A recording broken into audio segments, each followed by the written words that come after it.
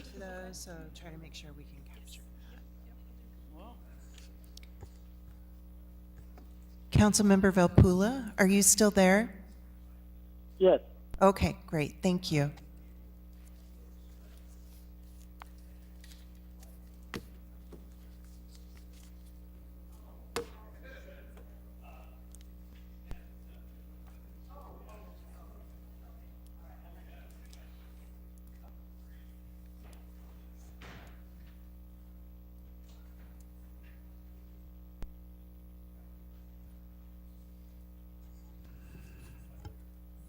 Good evening, everyone. It's 6:05 p.m. on Tuesday, January the 9th, 2024. Happy New Year. I'd like to call the meeting of the Peoria City Council to order. I'd also like to welcome everyone that's here in our City Council chambers, as well as our audience that's listening on channel WCBU. I'd also like to welcome the audience watching on cable channel 22.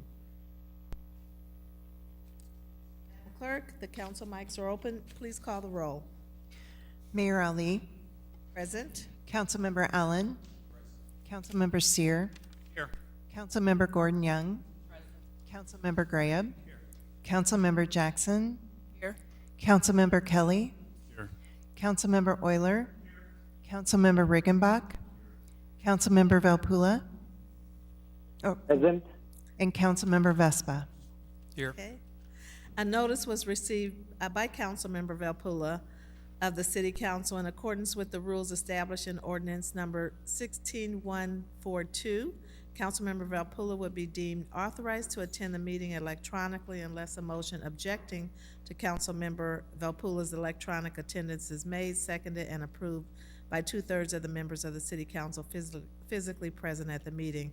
If no such motion is made and seconded, then the request by Councilmember Velpula to attend electronically shall be deemed approved by the City Council, and the presiding officer shall declare Councilmember Velpula present. Madam Clerk? Councilmember Velpula. Present. Great. We have a quorum present, Madam Mayor. Okay, thank you very much. Everyone, please join me and stand for a moment of silent prayer or silent reflection, followed by the Pledge of Allegiance.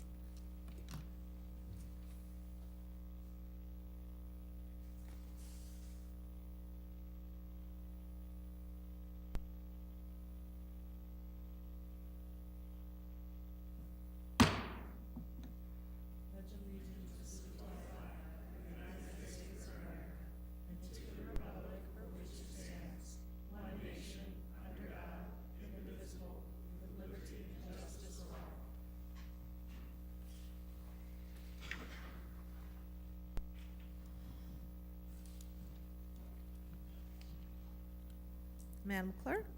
We are at proclamations. We have one proclamation, and it is the 22 Veteran Artists Vet Check. We have present with us Michael Reagan, I believe, and Randolph Prunty. Gentlemen, if you would come to the mic. I'll read the proclamation and allow you to make comments following the reading. Whereas 22 VA was established to raise awareness of the fact that 22 veterans take their own lives every day. 22 VA also seeks to make an impact by connecting those in the community in need of support with art and horticultural therapy, both which make positive impacts on the lives of veterans. And whereas since its inception, the 22 VA organization has continued to expand outreach to raise awareness of veteran suicide, in addition to expanding opportunities for veterans. And whereas now in its 10th year, the annual 22 VA art exhibit at Peoria Public Library continues to serve veterans and educate the public. Expanded art exhibits are also on display in area VFW halls.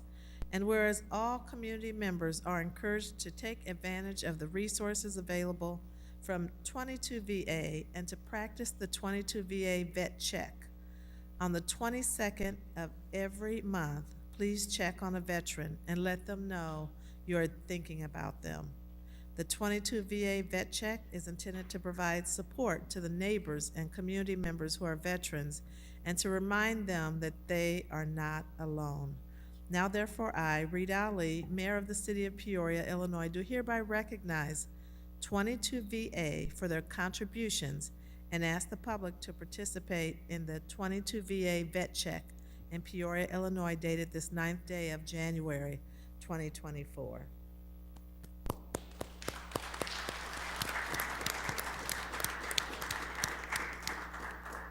Thank you. I just wanted to say a couple of things real quick. The 22nd of every month at noon, we do a plunge in the Illinois River. You don't have to wait for January 1st. We do it every month.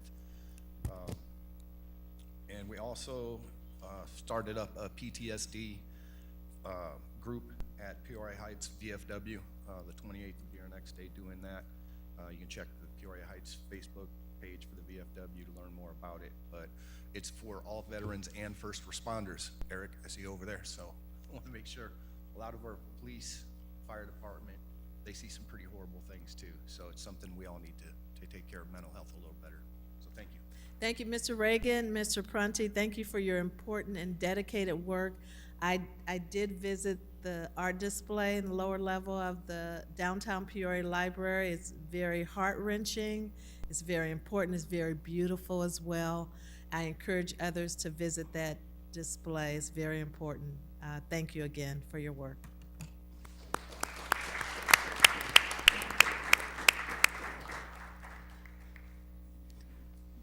Madam Clerk?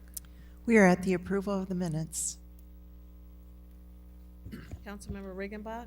Thank you, Madam Mayor. I move to approve the minutes of the joint City Council and Town Board meeting held on December 12th, 2023 as printed. Seconded by Councilmember Graham. Any discussion? Please cast your ballots.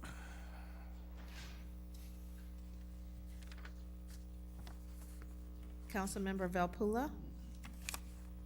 Aye. Motion passes unanimously. Madam Clerk? We have one town item. 24-1 is a request from the town officials to approve the December 2023 actual expenditures and to approve the January 2024 anticipated expenditures for the town of the City of Peoria. Trustee Graham? I move to approve as outlined. Seconded by Trustee Jackson. Any discussion? Trustee Seer? Thank you, Madam Mayor. Just got one request. I've asked that a while ago, and I'm going to request it again. Every month, all 11 of us are asked to sign a document in the back room there about the budget, and all we see, or all I see, is really one payment. I've asked before, I'm going to ask again tonight. I'd love to see the budget, like what was the check this month, year to date, and what the budget is, basically. So when I sign a document, I know a little bit more what I'm signing, and I know we're on target with the budget. I know how much we spent so far.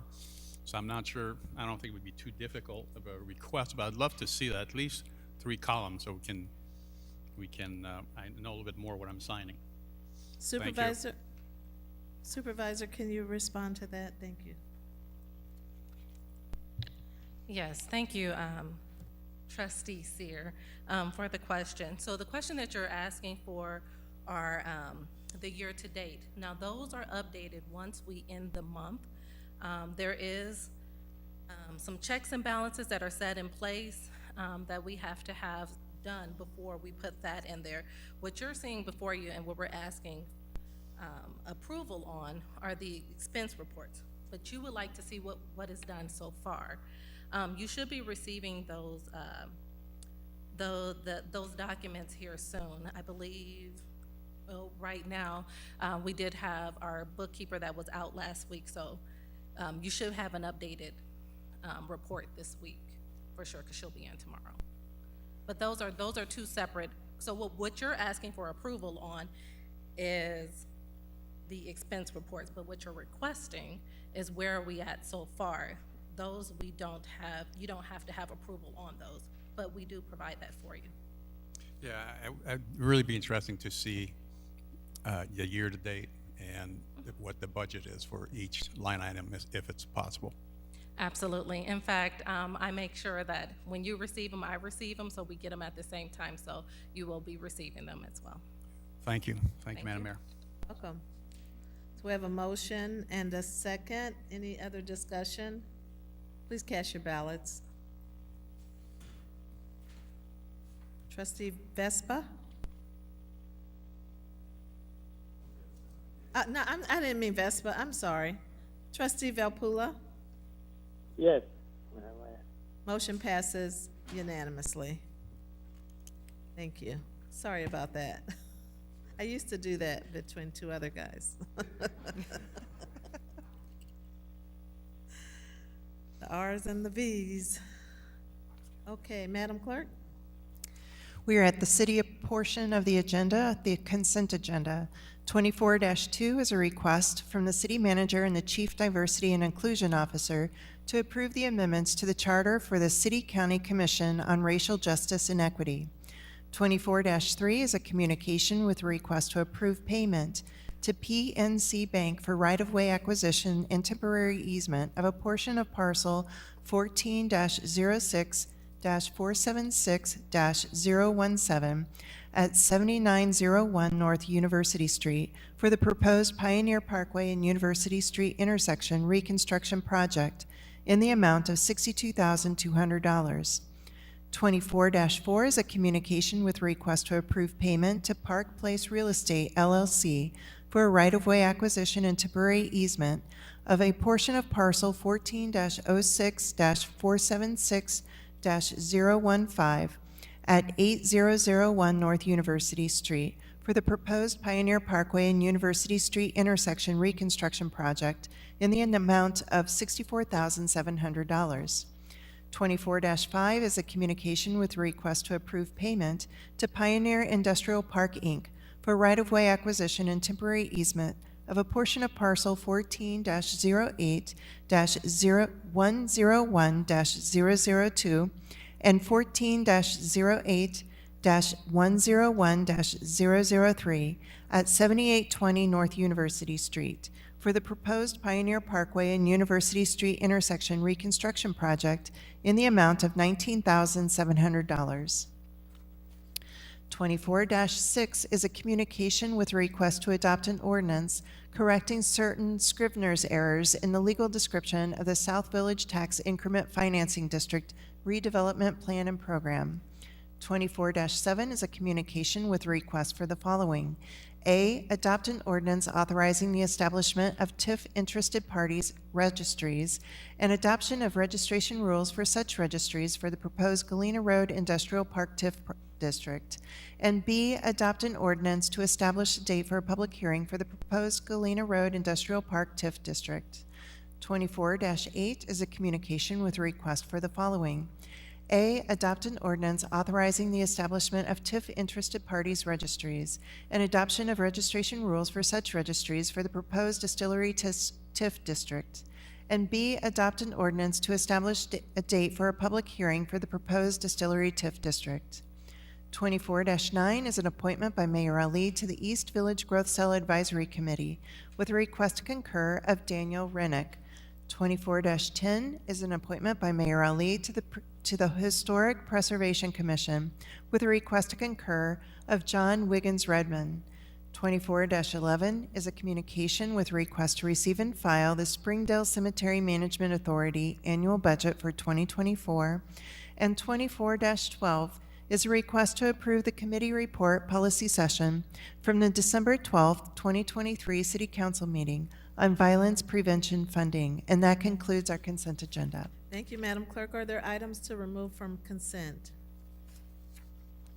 Councilmember Kelly? 002, 009,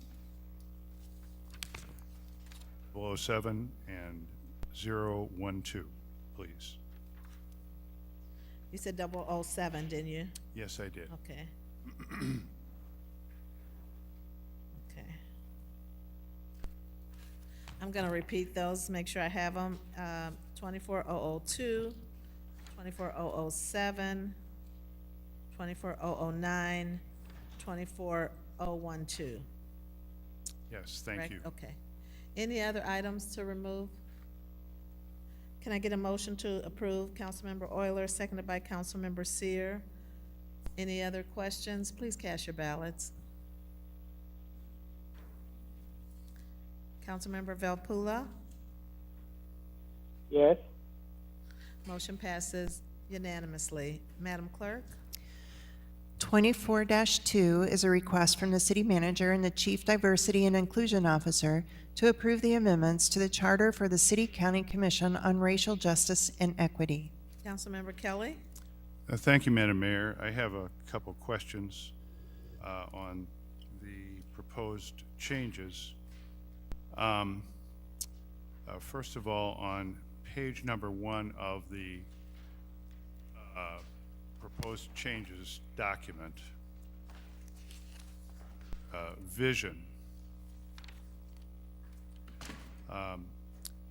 says the vision of the Joint Committee on Racial Justice and Equity is to end racism in city and county government. That was in the original charter. I understand. Is there racism in our city government?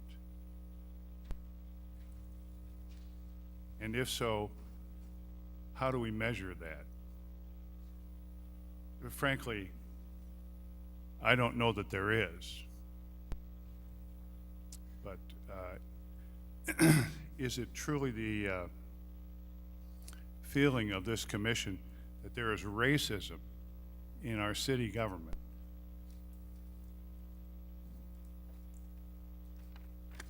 There was a full report. Actually, there was a lot of work that was done prior to the commission coming into existence that showed barriers to workforce barriers, systemic, historical barriers to sometimes employment, to entry into certain opportunities. There's been evidence of historical, institutional racism, not just within the city government, but throughout institutions, whether they're educational, government, throughout the city and the nation, council member. And you know, the intent of the commission, which was approved unanimously by both the city and the county over 2 years ago, was to try to remove all elements of racism, institutional racism, that may be built into the fabric of policies, practices, procedures. You know, that's really the intent of the commission, is to help to remove those elements. I think I understand that, Madam Mayor. First of all, this is not looking back. This is a present tense. And it says we have racism in our city government. If there is, let's hear about it. I don't believe that there is. If there was in the past, I don't doubt that there was in the past. Well, you heard disparities based upon race just not too long ago. I'm not several talking about months ago. disparities. I'm not talking.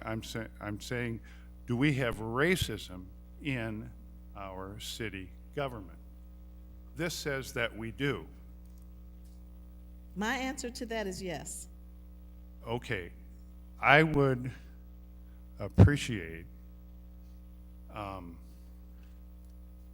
some evidence thereof, and we can address that rather quickly, I think. My second, on the same item, the vision item,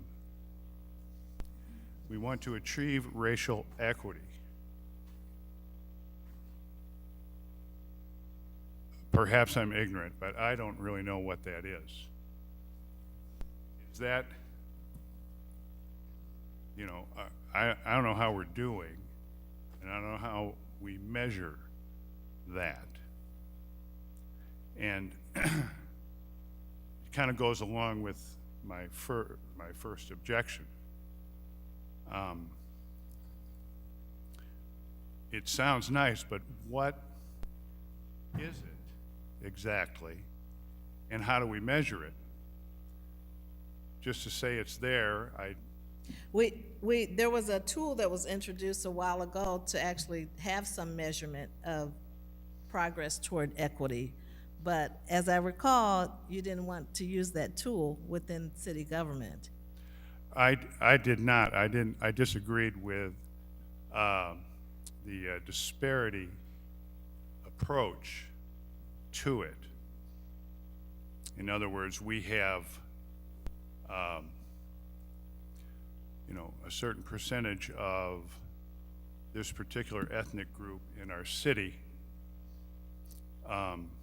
Do we have that same percentage everywhere in City Hall or everywhere in the city? And of course we don't. I don't know that that proves anything. I think what we're looking at here is racial discrimination. I don't think there's racial discrimination in the NBA, even though that many white. What did you just say? What did you just say? I don't think there is much racial discrimination in the NBA, even though there aren't very many white players.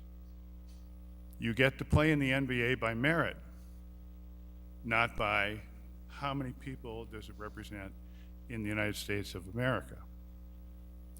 So anyway, these are my objections. And also I have one more question, and this is on page 4. And it's an addition on item number 4, item A on number 4. What is a racially diverse person?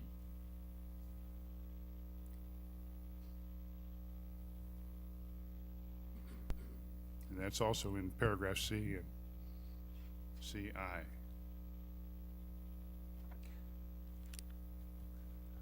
Well, Councilman, I think what the intent of that change was to talk about the fact that we wanted to have diverse chairs, meaning not from the same race, chairs, co-chairs of the steering committee that would be, or of the committee itself. I think I get the idea, except I have a problem with the language. There's no such thing as a diverse person, okay? I don't mind having different people of different races heading these things up, but a diverse person does not exist, I don't believe. Again, the point was to have racially diverse co-chairs of each of the steering committee as well as each of the subcommittees, so that it's not a homogeneous leadership. I understand. And it could read racially diverse co-chairs or racially diverse leadership. I understand. I think we should make that. I think it's clear what the intent is, but that's not what the language says. That's my problem there. So, those are my objections, Madam Mayor. Okay. And even though I have objections, I'll move to approve as long as they're noted. Okay. Is there a second? Seconded by Councilmember Allen. Any other discussion? Councilmember Allen? Thank you, Madam Mayor. Since this item was pulled, I'll go ahead and just provide some comments. I do want to applaud our steering committee and our co-chairs, specifically Tim and Mary, for the work they've been doing in this space the last 2 years, really mobilizing, galvanizing the troops in the commitment to this work. As we are seeing nationally, there is a trend to pull back from these type of efforts right now. and to see that we have a joint commission here that is based off the city and county government. I think that demonstrates what type of community we have here within our city and our county, and I'm very proud to be a part of it. I'm excited for the future of this work. I want to commend our Chief Diversity and Inclusion Officer, Chief Green, who I believe I saw walk in the chambers as well too, for her work in this space. And so again, I know that the last couple months it's been tough to have some quorums for some of the subcommittees, and that will change as well too. The committees now will be able to meet virtually based off of some of the language that's been changed in this charter. So I think that will also help engagement and also some results that we'll see in the future. Thank you, Madam Mayor. Thank you. Any other comments? Please cast your ballots. Councilmember Valpula? Yes. Motion passes unanimously. Madam Clerk? 24-7 is a communication from the city manager and assistant city manager with a request for the following. A, adopt an ordinance authorizing the establishment of TIF interested parties registries and adoption of registration rules for such registries for the proposed Galena Road Industrial Park TIF district. And B, adopt an ordinance to establish a date for a public hearing for the proposed Galena Road Industrial Park TIF district. Councilmember Kelly? Thank you, Madam Mayor. Just some information, Mr. Manager. We established an interested party registry for our older TIFs. We have, for every TIF, it's a legal requirement that you establish the registry so that people that want information about the TIF would be able to be notified. Thank you. I'm sorry for taking up our time. It was new to me, so I've not been paying attention. So I'm sorry about that, and I will move to approve item A. Can I get a second? Seconded by Councilmember Riggenbach. Discussion? Please cast your ballots. Sorry.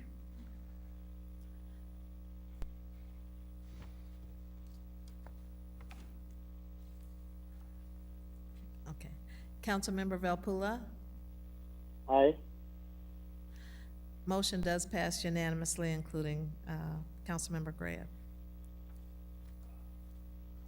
You had a comment? Yes, I just wanted to Oh, make I'm a sorry. brief- You want to that's make? all right. Okay. We'll come back to it later. Okay. I'm excited about the Galena Road too. Okay, great. And so your vote, yes, he was a yes vote. Thank you. Yeah.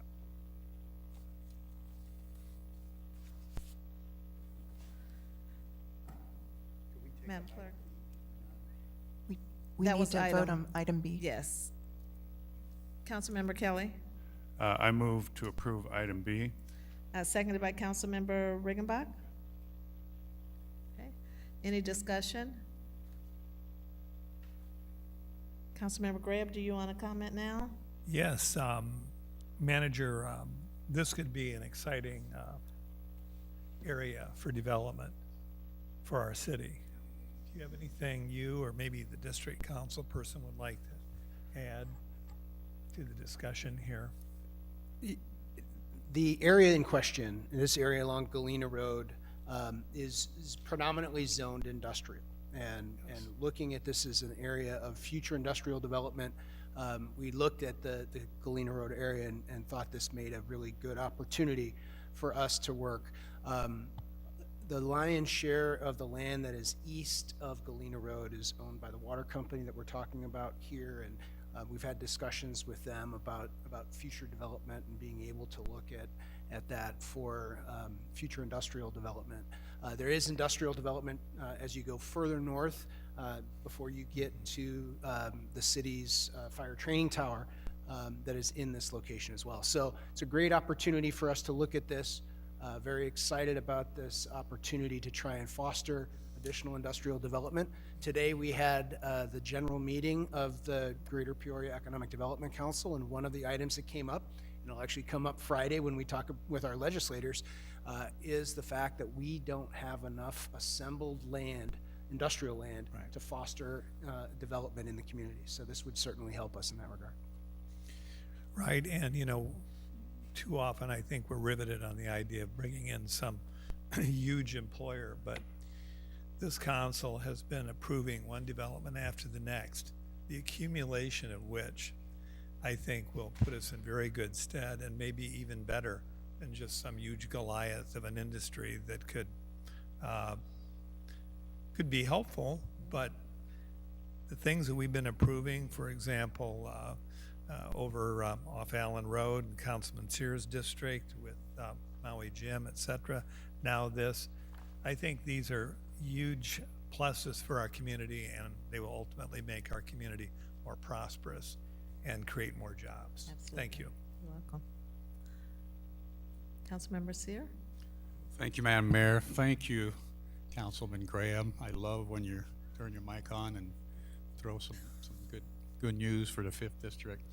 Actually, I just want to say, I'm just teasing you, but we do have a lot of great things happening in the 5th District. I just want to compliment our manager, Mr. Urick, and obviously Mr. Hayes will be part of this. Tonight is only step number 1. There are many steps to come, and I will be counting on all my colleagues to help me with this development. Obviously, for me, I can't speak for any of you, but education is, for me, is a priority. Number 2 is innovation, and with this district, we possibly will open the door to a lot more innovation. So thank you very much for voting for this tonight, and I'm looking forward to all the work that will be coming very soon.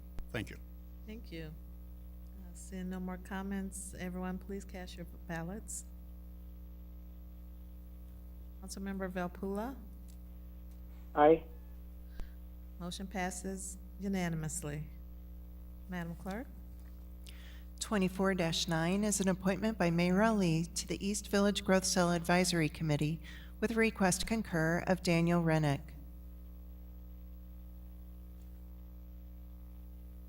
Councilmember Kelly? Thank you, Madam Mayor. I'd just like to ask if it would be possible to have these very useful and helpful bios for new appointments to be included in our packet or included, on the iPad.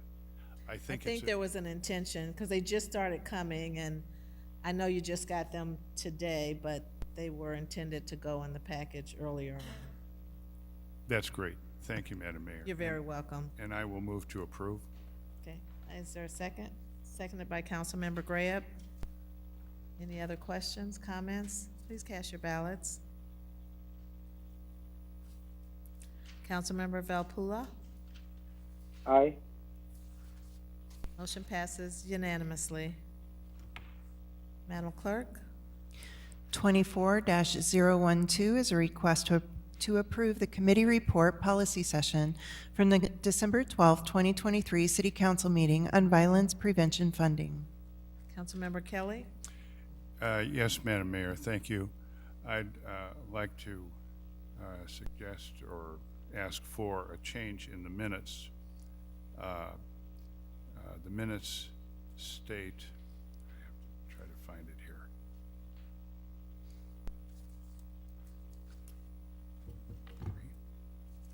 That's from last meeting? From the violence prevention funding Oh, notes? policy session. Oh. It's the minutes. And I'm on page 3, paragraph 4.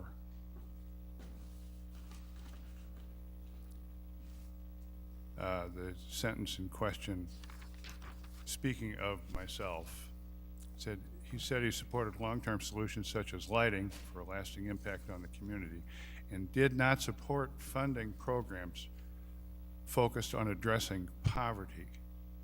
That it's a nuance, but it's not really what I said.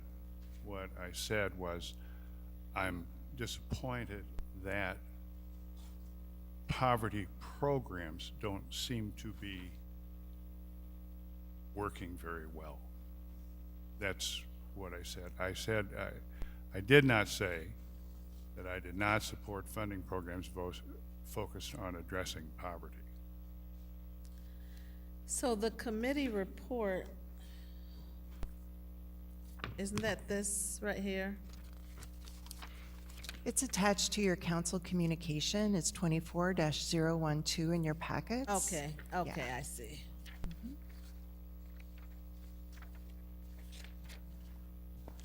So if the clerk could correct that, I would appreciate it.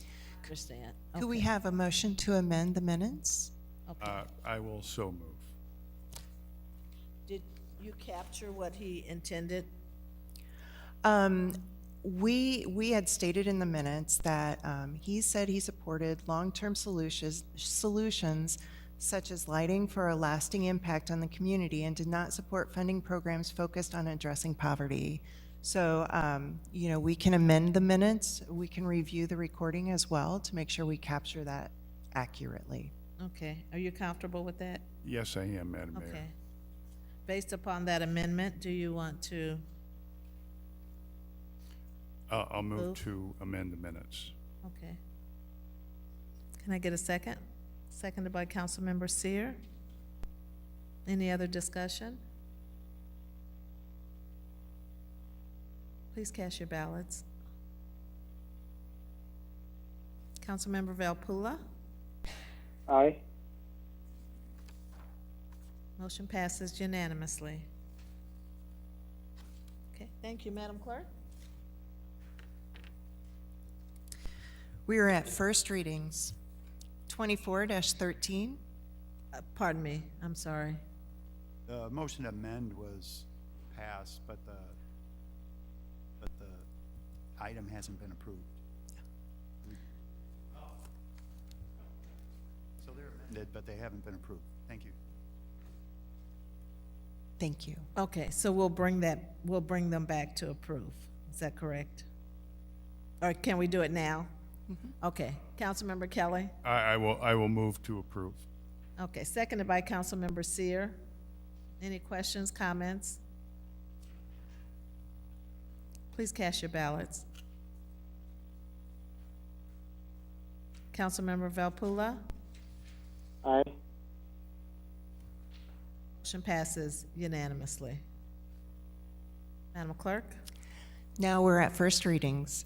24-13 is a communication from the City Manager, Corporation Counsel, and Director of Public Works with a request to receive and file a first reading of an ordinance establishing the West Lamont Avenue Special Service Area. Council Hayes. Thank you. And, appreciate a motion to defer this, and I want to explain why. I discovered in my review of finalizing the items for this agenda that there was a flaw in the legal description for the public hearing that we did in October. It was my error. I should have caught it back in September when I reviewed that, but I did not. To correct that, we need to start the process from there and move forward. And I've spoken with the city manager when I discovered this error, as well as the public works director. This will not affect the project being done this year, but we'll have to start the process anew. So we'll have a ordinance before the city council at the next meeting to approve a public hearing in the second February council meeting. And then we'll be in position to approve this in the first meeting in May. And the Okay. project will still take place this summer, absent some unforeseen circumstances of What- objections. So What date do you want this deferred, Council? we can defer this generally, and then we'll re-agenda this item in May when it's up for approval. Okay, can I get a motion to defer? Moved by Councilmember Greb, seconded by Councilmember Kelly. Any questions, discussion? Please cast your ballots. Councilmember Valpula, Aye. motion passes unanimously. Madam Clerk? We're at regular business. 24-14 is a communication from the City Manager with a request to approve the 2024 Annual City Legislative Agenda. Mr. Manager. Thank you, Madam Mayor. This is our annual legislative agenda for 2024. We do have in this some recurring items in our requests for direct sponsorship. We also have some funding requests, some vertical and horizontal capital projects, and then just some general position support. The first item is our public safety pension reform request, looking to extend the amortization period. Second would be to include Peoria County in the list of counties that can utilize automated traffic law enforcement systems. Third, looking at making some changes to the Safety Act and some of the public safety legislation to strengthen some of the different types of cases and strengthen their felonies to higher classes, making it that certain offenses require mandatory detention, really to try and address the detrimental effect that's had on our neighborhoods. Fourth, looking at economic development incentives and what we can do to support more expansive economic development incentives through the state of Illinois. And then fifth, looking at the urban decay statute and changing that to include redevelopment as an eligible tax abatement within that process. Under the funding requests, obviously we have projects that have been approved in the state's budget that we'd like to see the funding released. We're asking for those dollars to be released. Continued support of violence reduction programming, the warehouse district, parking structure and the relocation of the State Street Post Office, looking at capital projects, road projects such as Pioneer Parkway, looking at Allen Road, Laramie Avenue, and then the Springdale Cemetery Road Network. And then we have just various position supports that we've had in for a number of years. So it's pretty straightforward. We have our legislative breakfast is scheduled for this Friday at the downtown library. The program will start at 7:30. Doors will open at 7:15. We have gotten confirmations from 4 of our state senators that represent all of Peoria County, including the 2 or the 3 that represent the city of Peoria. We have confirmations of 3 representatives and then staff from 3 of the other representatives that will be there as well. So looking forward to sharing this with our legislative delegation and hearing their outlook for this upcoming legislative session as well. Great. Do we have confirmation from a good number of us, the council? We will certainly confirm that and make sure that we do. Okay, We'll get we that want out to make tomorrow. sure that we have a good presence as well. This Friday morning at our legislative breakfast. It's really important if you're able to attend to be there. Weather permitting, hopefully this Yes. other storm that's coming through doesn't hit us too hard Thursday night. If the weather is very inclement and slippery or, just not a good time, what's the So backup we'll look plan? at making a decision on Thursday, and if that's the case, we'll shift to a Zoom meeting and do it that way, and we'll get the invitations out to everybody on Thursday. Okay. Any questions, comments on the legislative agenda? Madam Mayor, Seer? Oh, I'll get right back to you, Councilmember Velpula. Councilmember Seer? Thank you, Madam Mayor. Mr. Manager, can you give us a little bit more detail about the funding request? Sure. Because I thought some of these I guess I was not telling the whole truth. I thought they were done, but I guess we're not. So no, we have made the request of our legislators for funding such as Main Street, the Riverfront, funding for Pioneer Parkway and MacArthur Highway. Those funds have not been released from DCEO. They've been reauthorized again and again in the state budgets, but they haven't been released, and so that's why we've put those back on the list, asking the legislators to ensure that those dollars get released to the city. So what is the earliest time that, example, Peoria Riverfront? I mean, what's the earliest time that money could be released? Well, if they call us this week and say that we're ready to go and with releasing the funds, it'll take us a few months to work through the process with them to get the funding released or the mechanism in place for that. But that's something that it's been in the state's budget for the last 4 years. So we'd really like to see that those funding So I'm real happy to see that the Civic Center's not mentioned in this report. Their funds have been released then. They have been released. Thank you very much. Thank you, Madam Mayor. You're very welcome, and that's a good example, the Civic Center, which was $25 million. How long was that allocated on a list before it actually got released? I Do you think it recall? Might have been 2 or 3 years. That's what I thought. It took a couple, 3 years. So. Councilmember Riggenbach? Thank you, Madam Mayor. Mr. Manager, we talk about the relocation of the State Street Post Office. Is that something that is our wish, or is that something that the federal government is actually actively pursuing? No, Councilman, that's our wish, that's our request. The U.S. Postal Service, their policy is that if a city wants the post office to be relocated in their community, they'll work with them as long as we build them a like-kind operation. So that's something that we would want to certainly look at as we would structure that. And that, you know, as we've discussed with the rail initiative, that may be a good location for the station, for downtown. That was the reason why we put that on the list. Thank you. Thank you. Councilmember Graham? Thank you, manager and staff, for encapsulating much of the input, perhaps all the input from the council members. I have to be focused on the public safety amendments that are being requested, because that's what I hear about virtually every day from my constituents, with general alarm about the way things are going with many of the repeat offenders. And we all know that the vast majority of our citizens here in Peoria, including our young kids, are law-abiding people. We're at an inflection point as it relates to what we're going to do about people who repeatedly commit crimes, vicious crimes, and who are harming innocent people and destroying the tranquility of our neighborhoods. I think that as I look at this, manager, you have not framed this city request as it relates to public safety amendments in the form of repeal and replace. I think what we're asking for, unless this council wants to change this, is amending it to allow, for example, mandatory detention for Class 2, Class 1, Class X felonies. And so we want our state lawmakers to know how much we appreciate what they have been doing for us, and our federal lawmakers as well.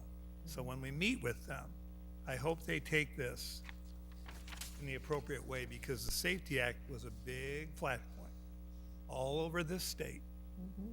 And you had public officials in every county, whether it be state's attorney, police superintendent, or county sheriff department, saying there were some problems with this. And it just seemed like they hunkered down, and no, there are no problems.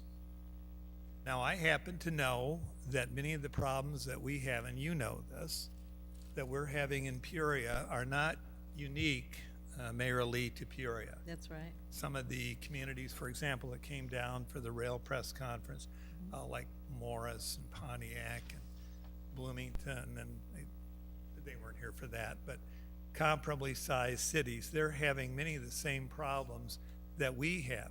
And I think our command staff with the Peoria Police Department and police officials throughout the state are taking a look at what we can do to make our community safer and take the people who are very viciously preying on innocent folks off the streets until it's safe to let them go back. So I'm going into this with a very positive attitude, and I hope they will accept every one of our suggestions in a positive way, because they've been working very hard for us. Yes, I think it will be well received. Do you want to make a motion to approve? Sure. Should I make a motion to approve the 2024 annual city legislative agenda? Seconded by Councilmember Riggenbach. Any further discussion? Please, Councilmember Velpula, did you have a comment? Yes, Madam Mayor, I just have one quick question for Mr. Manager. I'm sorry. Thank you, Mr. Manager, for the comprehensive report. I just wanted to, I was trying to compare this requests with previous year's request, and you're right, majority of them are a repetition. But I wanted to know also about the performance of our lobbyists. What were their accomplishments in 2023, and what will be their outlook for 2024? And also a report back on what we asked, what we got, and what we did not would be more appreciated, because it's, for me, if I went back and looked at 2023 request and 2024 request, both look the same except one here and there. Manager? Yeah, Councilman, we'll be happy to put together a report back, kind of a summary of what we've received over the last several years in terms of grants that have been legislatively directed, thanks to the efforts of our lobbyists. And we'll also talk about some of the other efforts that they've been working on for us as well. So we can prepare that and get that out to council by next week. Will our lobbyists be at the meeting? They will be here. Okay. That'll be good. That'll be good. Just a follow-up. So these are the. So I saw there are 5 requests, five requests for direct sponsorship. The landscape of Peoria may have changed from 2023 to 2024. Are you still willing to add any more requests, or this is pretty much it? The acoustics are killing me, but Councilman, could you repeat that one more time? Sorry about that. We're just trying to get the question. So basically, we have listed 5 requests for the 2024 legislative agenda. Can we add more requests, or this is it? Well, this was, we put this together at the request of council. We sent a request out to everyone asking them to submit information to us about what they wanted to see. Correct. Yeah. Correct. Yeah. No. I was after reading this, I felt that maybe if there is a request to add something for the substance abuse and mental health services, probably somewhere it'll be helpful as well. I don't know if there's time for addition, but I don't think the door is shut to adding something later on. I mean, this is what we're going to present to them on Friday, but if there's something that comes up along the way that we want to talk to our legislators about, we want to move something through the lobbyists about, there's no, time limit on that. That's correct. okay. Thank you, Madam Mayor. Thank you, Mr. Manager. You're welcome. Councilmember Allen? Thank you, Madam Mayor. Just a general question for you, City Manager. Looking at some of these items are going to require state support. And so when we talk about public safety pension reform and some of these others, those aren't unique challenges to the city of Peoria. Are other neighboring municipalities, are they having these same items on their agenda, so that way we present more of a united front that these are some common kitchen table issues that we need support statewide? Yes, and the Municipal League is as well. Pension reform is one of the items in the state Illinois Municipal League's legislative agenda that they have continually put forward as being important. There are communities across Illinois that are talking about public safety pension reform and the challenges that would face. I mean, it's no surprise that the projections that we put together for you in the budget, where we show what that continuing growth in pension costs are going to be up till 2040, every community is facing that same thing. Some are at different levels, just depending on their assessed value. If they're more affluent or not, they may have a higher tax base, but everyone is facing that same issue.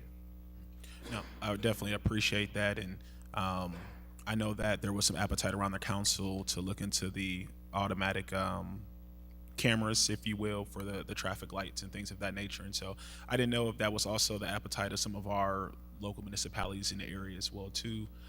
Again, just kind of singing from the same hymn may get us some more support to get some of those downstate strategies. So I think that there's This one is probably more specific because you're asking to add a specific county to that list. You know, so that is where it would be focused on Peoria County by doing that. If there are others that are doing it, I haven't heard, you know, and quite frankly, you know, we're somewhat unique in that we have this legislative agenda that we put together. Some communities don't do this to this level of specificity as they go forward with that. Okay. Thank you, They Madam. rely on the municipal league. Thank you, Madam Mayor. You're welcome. Councilmember Vespa? Thank you, Madam Mayor.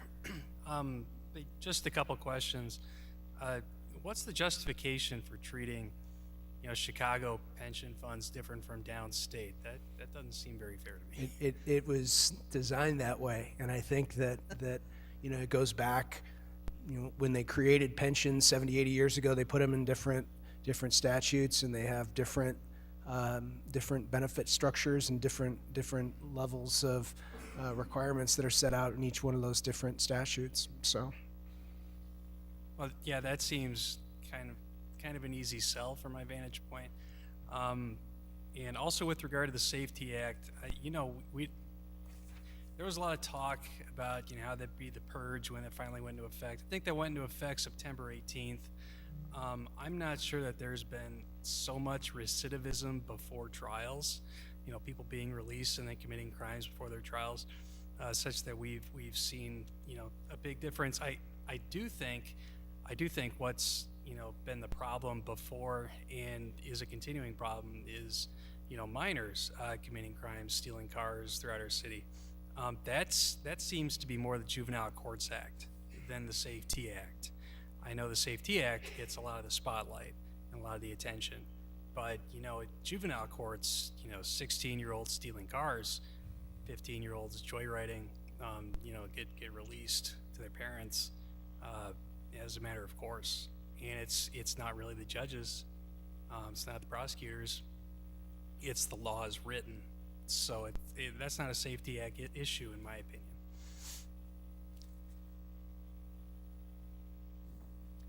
Thank you, Madam Mayor. You're very welcome. Councilmember Graham? Well, we all got a report a few days ago about a malignant player downtown who broke into many, many vehicles belonging to people who either worked or lived downtown. And according to the report that was given to us by the police department, this person had been arrested multiple times in about an 8-day period. And these were just wanton acts of destruction. If that particular person had been arrested and had to make bail, we would have probably saved a lot of grief for people who had destruction of their property and their homes downtown, an area we're trying to raise up and make people feel like they can live there safely. Same thing with other neighborhoods, and I think you're right on this one, Councilman Vespa. Kids, what we're doing with kids, it's a joke, and they know it. And if you sit where I sit and you get the calls about the cars that continue to be car windows broken, rifling through the cars, stealing the cars, same kids laughing at the police. Yeah, they just laugh. Something's got to give. It has to give. We have to find a new way of dealing with it. And yes, maybe there aren't a lot of pre-trial items we can count to yet, but there's enough that stand out in my mind as being very significant ones. And the juvenile element alone is just mind-boggling. You take a look at the number of kids we've buried in Peoria in the past 2 years, between the ages of 18 and 24. And take a look at the number of times they've interfaced with the juvenile justice system. We have a problem here. And I don't have all the answers. And that is why I think it is so productive for us to meet with our state lawmakers, because I'm not the only one thinking this. My constituents think that. Many of us think this. Our command staff at the police department, I don't want to speak for all of them, they have to deal with some of this every single day. The police go out and they arrest them, and sometimes they jeopardize their very lives doing it. And possibly the person being apprehended or eluding police. And my constituents, maybe yours are different. This is probably the single biggest quality of life issue we have in Peoria, is this repeat crime, recidivist crime. And where we can, and I didn't say replace, but where we can amend that Safety Act to address some of these things, I think we should. And I think our constituents are going to demand it. And I'm going to work to that end regardless. But I appreciate the comments that are made, but I'll tell you what, something's going to have to give, because we can't keep people excited about living in this community, investing downtown, etc., when we have all this rampant crime. And the police, many of our police, talk to them. They feel like they're going out there with their hands tied behind their backs. Seriously, talk to them. And then some of these people, you're going to give them a citation? Really? Okay, yeah, right. So we wonder why we're viewed as being rather ineffective in making our community safe for the rest of us who just want to live in peace and tranquility and not have to worry about living our lives in this community, not having our cars stolen, windows broken out, not being robbed, etc. Not having a home burglary, not having a bullet coming through the door or the window of the house. The number of shots being fired in this community, the number of people who were shot last year, is unbelievable. Now, this goes in cycles. We've been here before. This isn't the first time we've had big problems. And frankly, Mayor, that's why we lobbied effectively back in the 90s and early 2000s to get some assistance from the federal government to hire more police officers. And there were people who sat in this horseshoe and they said, well, we don't think we want to apply for these COPS grants because it only pays for the first 3 years of the police officer. But we ended up hiring 36 additional police back in the mid-90s and into the 2000s, the aughts, because of this assistance. And we did reduce the number of homicides, but we've been at 25 before. I don't know, we're about 29 this year. Yes, so I don't want to act like the sky is falling. We've never been here before, because we have been, but we've made the appropriate adjustments in the past to deal with the threat level. And I'm convinced we'll do it again this time, Mayor Lee. I agree. Thank you. Welcome. Mayor, if there's, based upon what Councilman Vespa said and what Councilman Graham just said, if there's no objection to the council, we'll make that tweak to the language here on the public safety changes to include the Juvenile Court Act, so we can just talk about that Okay, as well. that's great. No objections? Okay, that's great. Okay. Councilmember Vespa? Thank you, Madam Mayor. Yeah, I just want to clarify. I think as written, I think it's fine. I do agree with adding more classes and reclassifying certain crimes to make it so that if you are arrested on a dangerous crime like fleeing and eluding police, I think that's reasonable to make that something that would lead to pretrial detention. My concern is people committing nonviolent crimes and then being told you got to put up $500 in this, so they sit in jail and they lose their jobs, they lose their kids, their farm animals die. Because I've actually seen that as a public defender. So I mean, you have to strike a balance there. I think the proposals that were put forth here are reasonable, so I'm not objecting to that. Thank you. Okay. All right, is that an amended motion? Is that an amended second by Councilmember Riggenbach? Okay. All right, if there's no more discussion, please cast your ballots. Councilmember Velpula? Aye. Motion passes unanimously. Madam Clerk?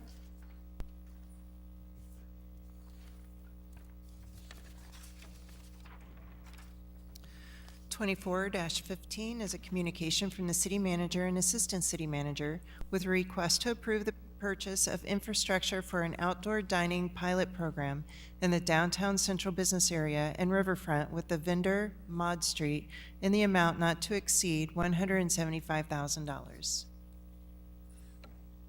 Good evening. Good evening, Mayor and Council. Happy New Year to you all. I want to present our request for a pilot to look at outdoor dining in the downtown central business district and riverfront area in the amount to not to exceed $175,000 using ARPA funds. In 2022, when I arrived, I was informed that economic development was looking to place petlets in the, parklets, all these pads and parks, parklets into the right-of-way to extend outdoor dining for businesses in the downtown district area. And so if you know what a parklet is, in 2018, up Main Street, in front of the ice cream shop, there was a parklet that was, the innovation team at the time had used as a pilot model for potential expansion of parklets along Main Street and in other areas of the city. So we had a history of utilizing parklets, but we wanted to use it in the downtown. That was the direction. So in doing that, what we decided to do in economic development, we looked to our community partner, Urban Kind Consulting, to have them come in and really evaluate if we're gonna put parklets in the downtown, where would it make the most sense, since we didn't have the capacity in-house to really do that type of evaluation. So over the course of a few months, Urban Kind met with community development.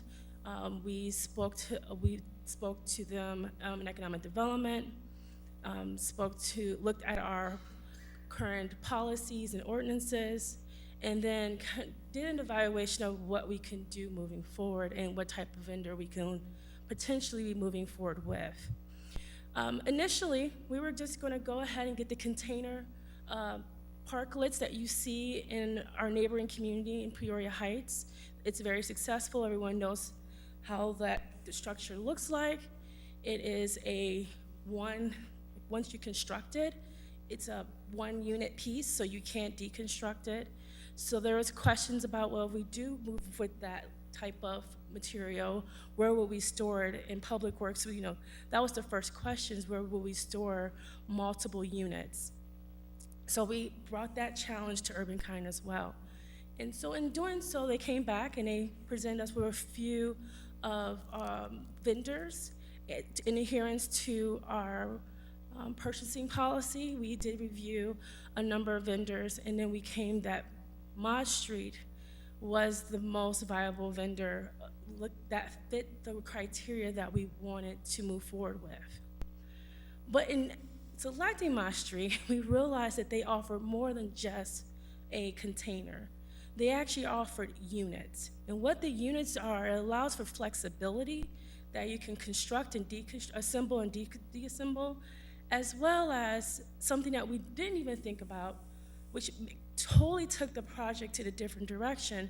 They offer a system called a pedlet, which is a pedestrian walkway. Why is that important? Because as we're going to explain in a couple of our locations, not for having a pedlet option, we would not be able to place a outdoor fencing at their location because of ADA accessibility requirements and right-of-way. You have to make sure people have access to the sidewalk and that they have the ability to walk freely. And if you have a piece of any type of infrastructure in the sidewalk that is permanent or temporary that does not allow for accessibility, you have to make accessibility a way possible. In certain places, we've removed trees to make that possible, but we did not want to remove any type of infrastructure that was currently in place. So the PEDLET actually allowed for us to expand the program and look beyond just what we currently have. So in doing that, we were able to then think about if we were going to have a parklet in the central business downtown area, where would it make sense? Long story short, a PEDLET in the current construction of our downtown streets is not probably the most ideal viable option, because even though our streets say that that the miles per hour to drive vehicles is 30 miles per hour, in practice, we do not see people adhering consistently to that 30 miles per hour requirement. And so until we have the reconstruction of our streets where we will have bump outs and other ways of calming traffic down to slow down the traffic so that they're not going at a higher speed of rate, having a stationary object in the street may not be the most ideal at this present time. But we did not want to scrap the program. So what instead we decided to do is say, well, let's look at it from a different angle. If we do have them on the sidewalks, keep them as sidewalk cafes as we call them, could we look at how can we make a uniform, more elevated look of a program so that in the future we can figure out maybe a cost sharing with businesses or give them some type of blueprint on how they can construct one that would allow for more durability. So that is what we're here today presenting to you. We've identified 4 businesses who are in the city's right-of-way, so that means the city owns the sidewalks, so they have the permission to use those sidewalks. The businesses have been established for over a year and a half, so they are an established restaurant or bar, and they meet the criteria for having a cafe that will allow for accessibility for public right-of-way. One thing that I would say about this project that we really took our time to think about the materials being used. So we talked about vandalism. We talk about ease of use of clean.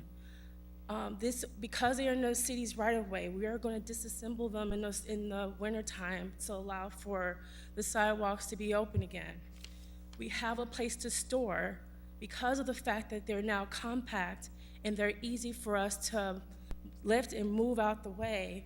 We no longer have to worry about finding additional storage to place these items over the winter months. And it's something that our Public Works Department is very excited about. And working with us, Mr. Sai Maroon was very excited, something that he's always wanted and championed for us to do, but we just couldn't find the right product. This is the right product for the city, and I think it will elevate our downtown and support our small businesses in conjunction to that.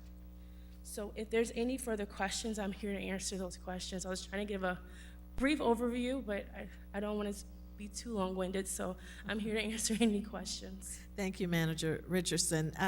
Is the project restricted to just those 4 businesses initially? Correct. It is.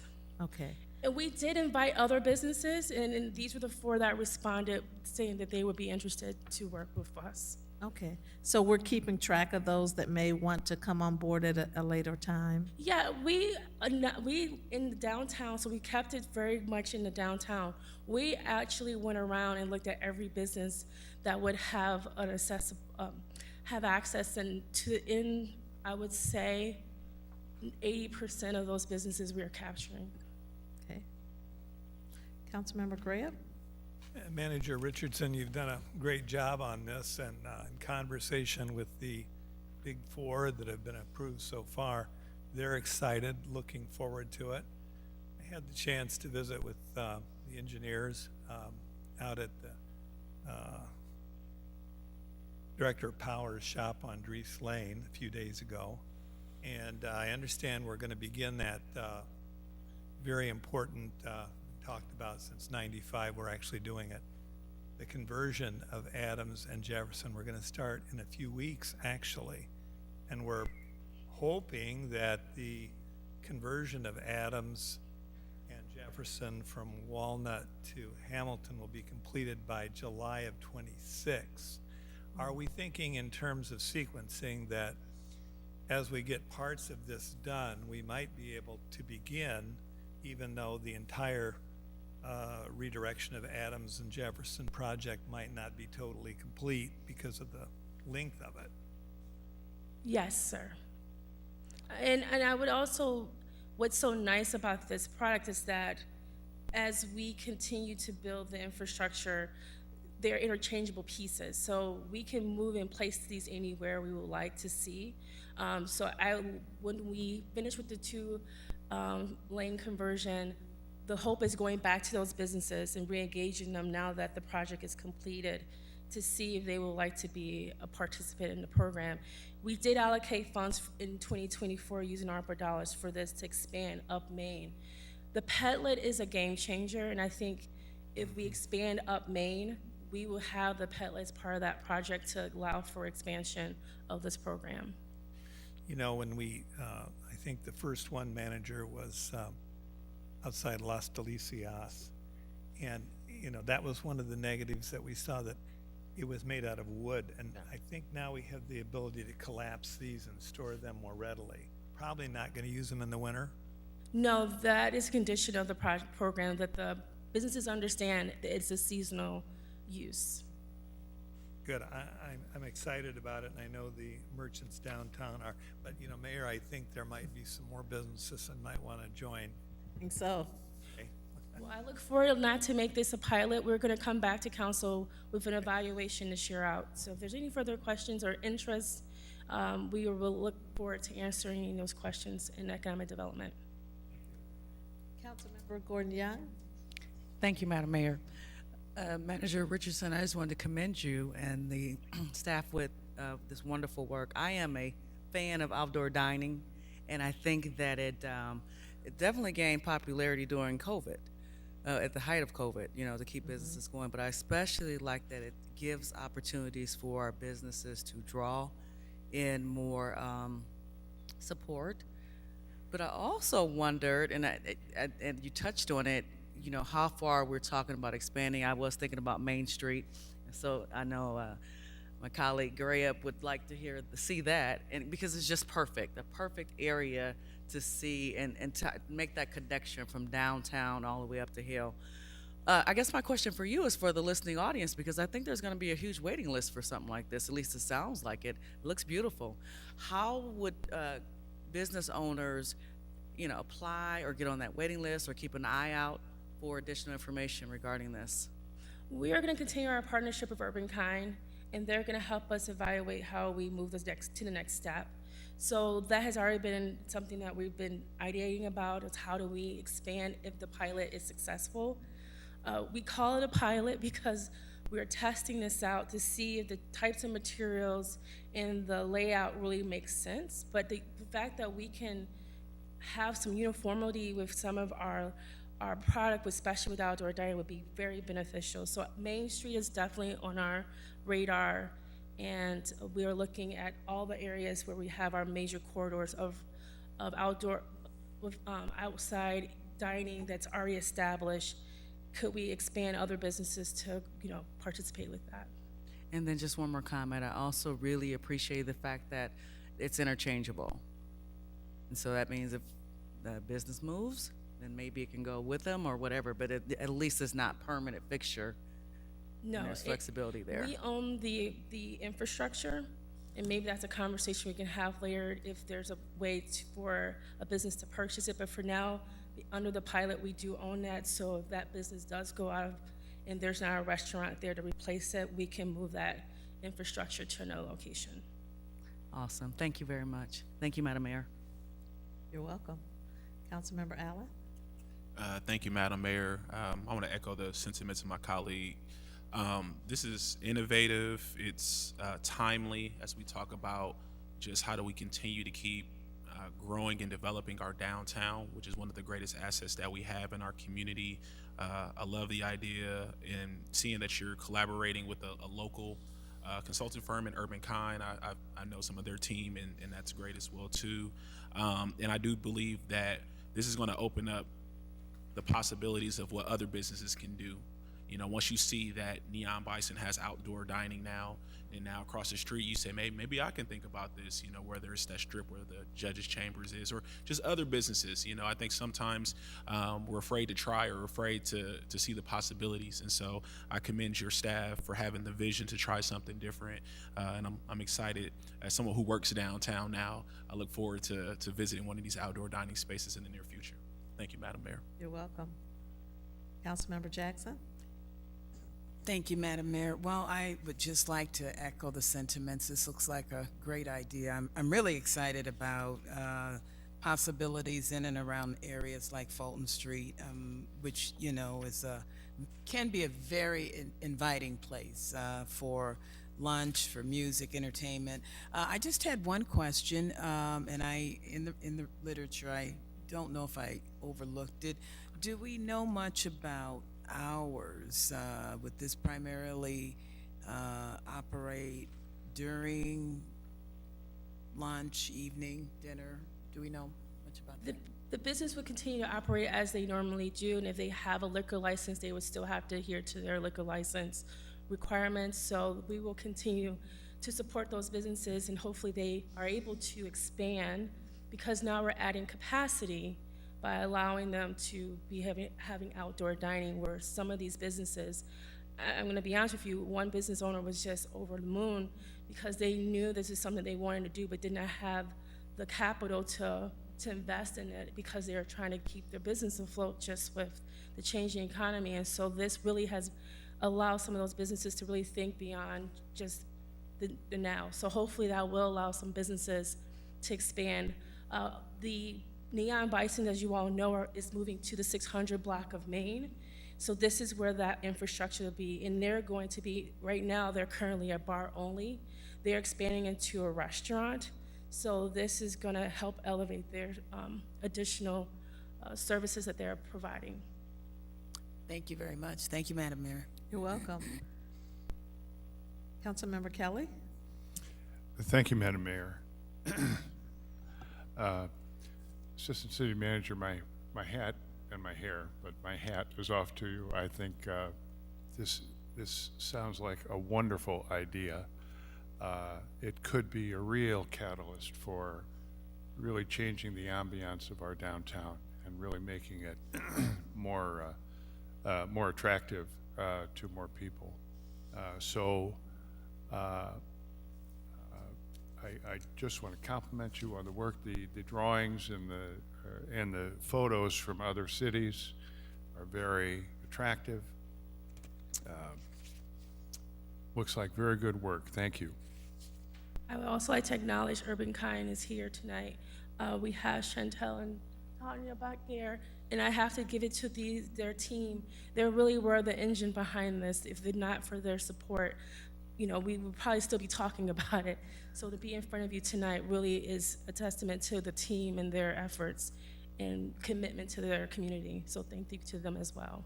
Great job, Manager Richardson. Great job, ladies. Looks like we like it. Manager, is this a budget amendment? This is part of what we've already budgeted as part of the American Rescue Plan Fund, so there's no budget. Okay, so we don't have to have a certain number of votes other than majority. Councilmember Graham? I'd like to make a motion to approve as outlined, spending no more than $175,000. Excellent. Seconded by Councilmember Jackson. Councilmember Sear, is that what you were going to do? Okay. All right, we have a motion and a second to approve the up to $175,000 for this. Please cast your ballots. Councilmember Valpula? Aye. Motion passes unanimously. Thank you, Manager. Thank you. Madam Clerk? 24-16 is a communication from the City Manager and Corporation Council with a request to adopt an ordinance approving the real estate exchange agreement between the City of Peoria, Cast Technologies, Inc., and E&M Properties Peoria LLC. Corporation Counsel Hayes. Thank you. I have a bit of a story to tell. Uh-oh. I'll try to keep it short. So the council has previously approved our Depot Street project, which is just shy of a 300 parking space parking lot, as well as an improvement to what is right now an unimproved alleyway behind the properties in the 800 and 900 block Southwest Washington. This project will support the housing, the rehabilitation of a number of properties and the housing units that are going into those properties. One problem we've had with some of these warehouse district properties is they don't have the capacity to support parking on site. And so to have the number of residences that we are planning on, we need more parking. And so this is part of that solution. The project as originally designed would have done a couple of things that weren't optimal. It's just where we were at a year ago. The project would not have completed Depot Street all the way to Persimmon. The last 100 and 250 feet of that was privately owned by Cast Technologies. They're at Persimmon. They operate a large foundry on the south side of Persimmon, but on the north side of Persimmon, at the corner of all of the Depot Street project, they have their receiving and delivery. The project as designed would have cut off an area that they were using to turn their trucks around to get to their loading docks. But they happen to own the rest of the alleyway that would allow Depot Street to extend to Persimmon. That alleyway was also subject to easements for sprinkling that operates within E&M Properties buildings on the north side of the street, of Depot Street. So we were able to persuade those property owners to engage in a property swap. We're giving Cast the little area in the southeast corner of the parking area, about half of the square footage that we're taking from Cast to finish the alleyway all the way to Persimmon. So we're going to be able to finish the alleyway to the through street, which is going to be helpful for circulation. It makes better sense. We've worked out with E&M Properties how to adjust the easement so we can get rid of a large loading dock that was compromising the alleyway, and now that we're going to rebuild a smaller loading dock. There was no money exchanged in the purchase of the alleyway from Cast. The city's expenses are the extension of the roadway as well as the improvements to the loading dock to have that fit in the space. So a few different moving parts. That's why the document in front of you is so complex and lengthy. But this is a property swap to allow us to have a complete project now back there. It doesn't give away too many of the parking spaces. It creates an amenity that's improved. It assists the businesses there instead of compromising Cast's operations. It allows the city to be proud of that area back there, and I think it's going to be an amenity where it's going to draw people there and say, hey, this is a place we can park our cars. If you've been down there, that alleyway is a bit challenging. I'm glad when I drive it that I have a pickup truck. It's going to be a nice finished alleyway. It's going to be an amenity and a positive. It's going to be a well-lit 300 space parking lot instead of what is right now a bit of Sherwood's Forest. If you're back there, it's treed and hilled, and we're going to get rid of all that. So this is a great improvement for our downtown along the lines of what Councilman Gray was talking about earlier. We're making our downtown a place where people want to live. And this project, when it's done, is going to accomplish that in a way that's truly important for people who want to live in these redeveloped properties. So we'll be back in front of the council within the next 60 days for one additional piece of this related to the development agreement being adjusted to give us the time to finish this project and take care of a couple of the details with the original developer. But this part of the project, I'm happy to bring to a conclusion. It's been a little more difficult than I thought starting, but we haven't spent a lot of extra money other than on the infrastructure we're going to be putting in there. Thank you. Thank you. Any questions for Corporation Counsel? Councilmember Jackson? Thank you, Madam Mayor. Well, I just had a comment and a question. We're creating parking spaces as opposed to building a parking area because it's kind of narrow back there. And you're right, it's pretty tore up.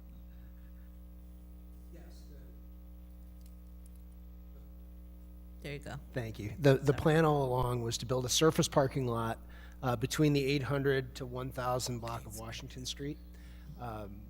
Where we are studying right now the potential for a parking structure would be across the street from about 813 to 905 Washington on the other side of the street, looking at a parking structure at that location. The demand is there and continues to grow for additional parking in the warehouse district, so it's a good problem to have. Yes, it is. And one last question. Do we know where are we, or where, I know the goal had been up with regards to housing units downtown, apartments. Do we know what those numbers are? Well, I think that there's currently 124 units under construction at 812 Southwest Washington. There's another 180 units at 801 and 800 Southwest Washington that are on the books. We've added probably another 400 units in the warehouse district between other developments that have occurred.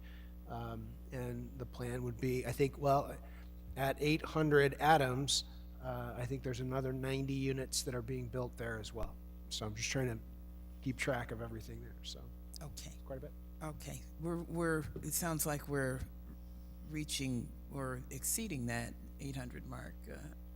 Oh, yeah, I think that Far. you know, as far as additional units and the potential growth, we've done a number of studies working with the Downtown Development Corporation on the number of apartments that we can add every year, and I think a couple hundred a year is still within that realm of possibility, and we've seen that the demand from the development community is still pretty strong. All right. Thank you. Very good project. Thank you, Madam Mayor.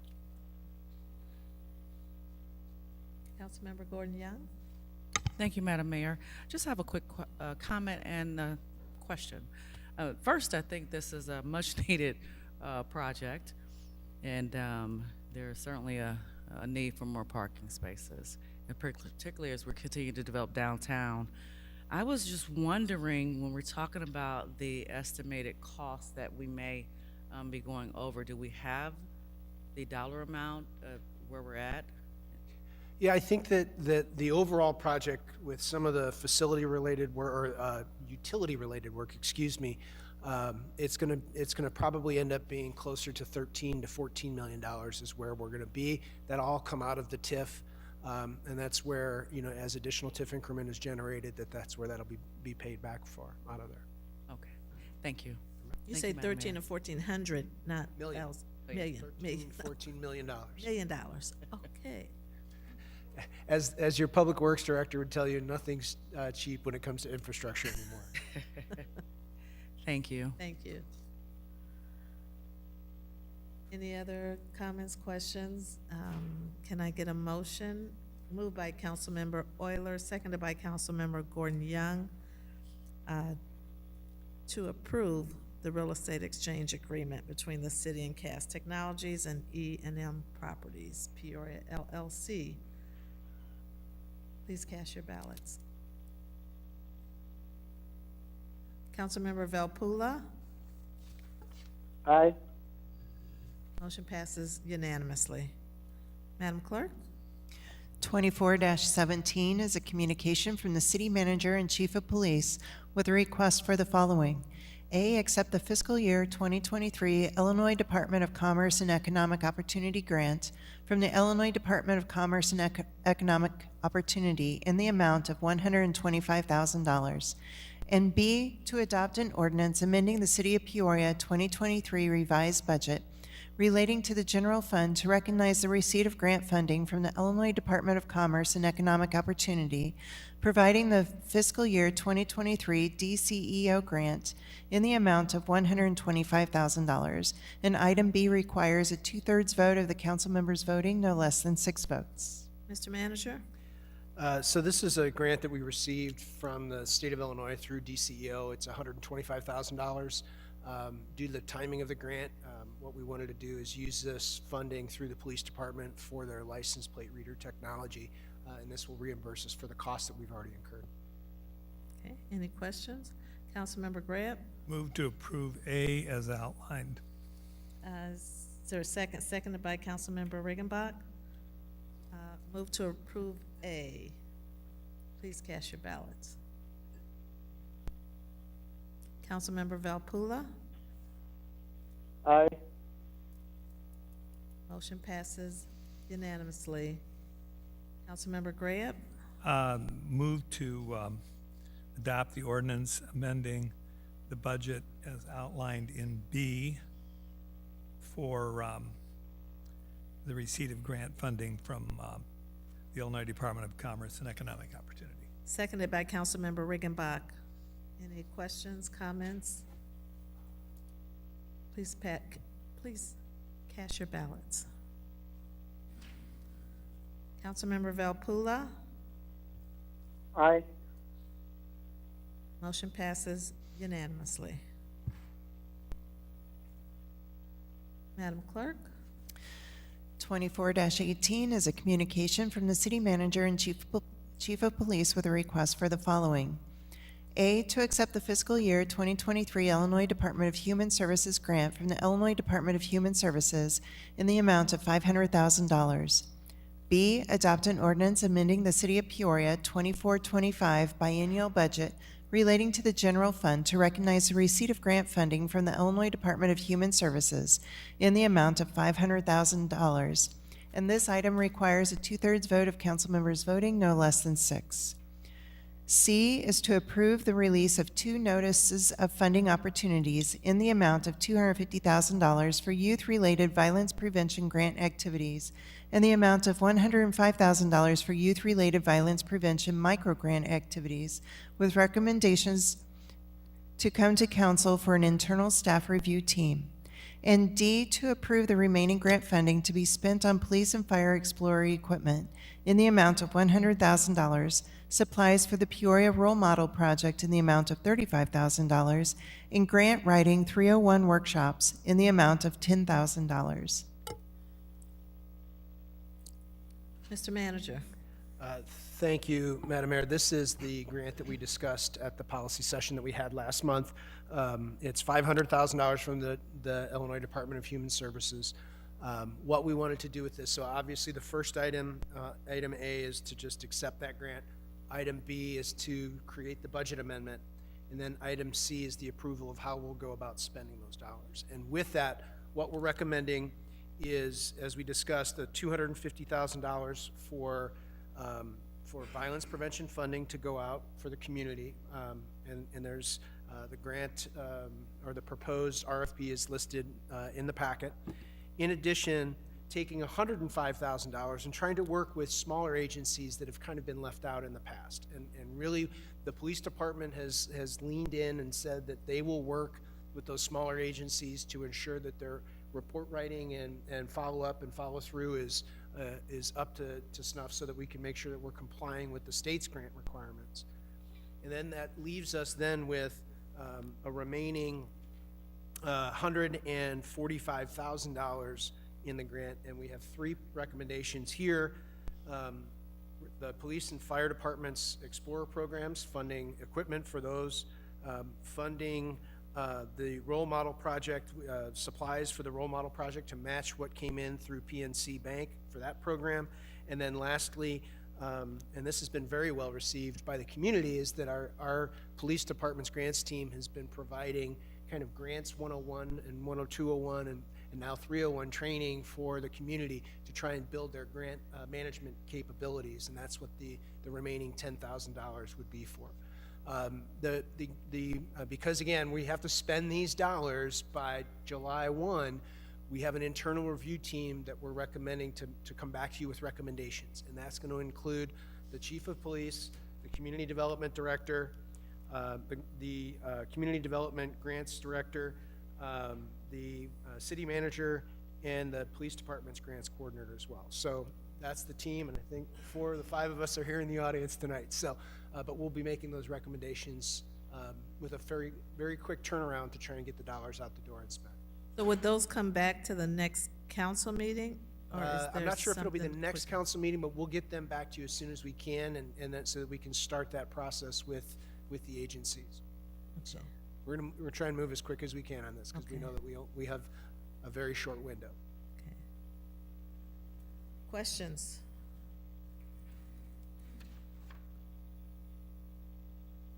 Councilmember Jackson? Thank you, Madam Mayor. Just one quick question. You said, Mr. Manager, that the money must be spent by July 1st. That's correct. Okay.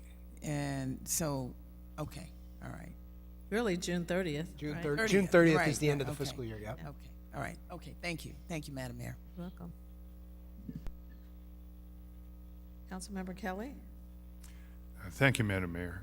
I think this is, should do a great deal of good for us. I'd like to move to approve item A. Is there a second? By Councilmember Allen. Discussion on item A. Councilmember Gordon Young? I was canceling, I was gonna move. Oh, okay, sorry about that. Discussion on item A. Please cast your ballots. Councilmember Velpula? Aye. Motion passes unanimously. Councilmember Kelly? I'd like to move to adopt item B. Is there a second on B? Seconded by Councilmember Gordon Young. Discussion on item B. Madam Mayor, Councilmember Velpula? I don't have any question, but I wanted to say that I'm really impressed of how the grants were allocated to both qualified applicants and the organizations that usually don't qualify under the CDBG process. You know, this is something that I would like to see. Even all grants that are given to all organizations, so that everybody will have a fair chance of getting funded. I really like the way it was outlined. Thank you, Madam Mayor. Okay. Mr. Manager? Yeah, thank you, Councilman. I think that was really our intent was, we knew after the first two rounds of violence prevention funding that went out that there were agencies that seemed to be rising capacity. And so we wanted to break off some of this funding to be able to reach out to others that haven't been able to have a chance to get some of that funding. So thank you for those comments. Thank you. Thank you, ma'am. Please cast your ballots on item B. Councilmember Velpula? Aye. Motion carries unanimously. Councilmember Kelly? I'd like to move to approve item C. Is there a second? Seconded by Councilmember Graham. Questions on item C? Councilmember Riggenbach? Thank you, Madam Mayor. You're I'm welcome. following up, I think, a little bit on what Councilman Velpula just mentioned. The $250,000 for youth-related violence prevention, how is that different than what we've done in the past? So because it's specific to youth-related programs, some of our other violence prevention funding has been more broad in terms of our ability to spend it.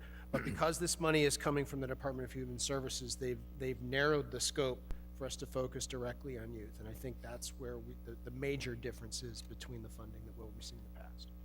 And would it be fair to say that organizations that have been awarded funds in the past and still have unspent money would not be considered for this additional resources since there's such a quick spend timeframe? I'm not gonna, I think that as we look at what we're gonna do as far as the evaluation criteria, I'm not sure if we built that in, maybe if Jenny, I don't believe that we built in unspent funds into that as a requirement. But I do think that what we're seeing is that some of the entities that received, particularly in round 2, are starting to assemble their programming to start to spend that money. Others have spent money that are starting to bill right now. It's the start of the new calendar year, and I've heard from at least one that had a significant amount of funding that they're going to submit a bill for $250,000. So that's half of what they've received as far as funding. So they're moving forward with that as well. I think it's important to keep us informed on that. And thank you, Chief, for the email yesterday. And I asked the clerk to provide this to all of us, just identifying, again, to have it in one place for us, because it seems like sometimes these grants and RFPs get kind of muddled in our minds. So just to see how much money has gone out and how much has been spent, and seeing the performance metrics, I think, is really important for us as we go forward. So I would just ask that we don't go to the same well over and over again, and that this 250 is perhaps new agencies are encouraged to apply for that. Programs. New Or programs, programming, yes, yes, new programming. Thank you, Mayor. Specific to the $105,000 micro grants, I think that's a pretty innovative idea. We saw how well the neighborhood associations soaked that up last summer when we made that available to them. I'm just a little bit curious who the target is. If I look at the RFP, it says eligible organizations are neighborhood associations, homeowner associations, neighborhood watch groups. I mean, those hardly seem like the people with capacity or knowledge of what a youth violence prevention program would be. Am I missing something here? We're gonna continue to review and look at the requirements of the grant, but we wanted to make sure that we casted a wide net and that we would put that out to see that people could apply. And with this tranche, the organizations don't need an audit, apparently. Is that correct? That's correct.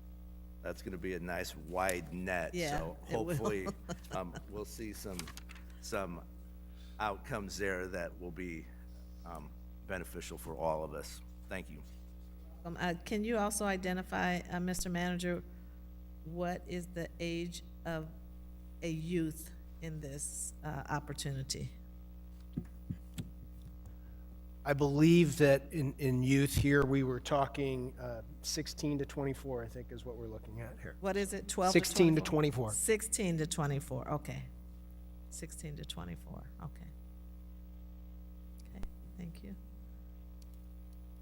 Councilmember Allen? Thank you, Madam Mayor. I'm glad to hear that we'll be looking to open the pool, if you will, of eligible organizations and programming to go for these funds. Just a question, and it may be a report back, but I think that for the public, they don't, not everyone understands the time of when we voted to allocate the previous allocations of violence prevention funds. From the time we voted to the actual time the agencies received the funds, there's a timeline there, and I think that maybe we need to provide that information to the public just so that way it manages expectations of return on investment and things of that nature. And so maybe that is something that you can put together a report back just to help the public understand that we have a lot of different investments out here, and this was the time where agencies received the funds and then got their programs in place. So that way everyone is just on the same page and expectations are managed, just so they know that we're good stewards of their funds and we're investing wisely. Thank you. You're welcome. Okay, please cast your ballots for item C. Councilmember Valpula, Aye. motion passes unanimously.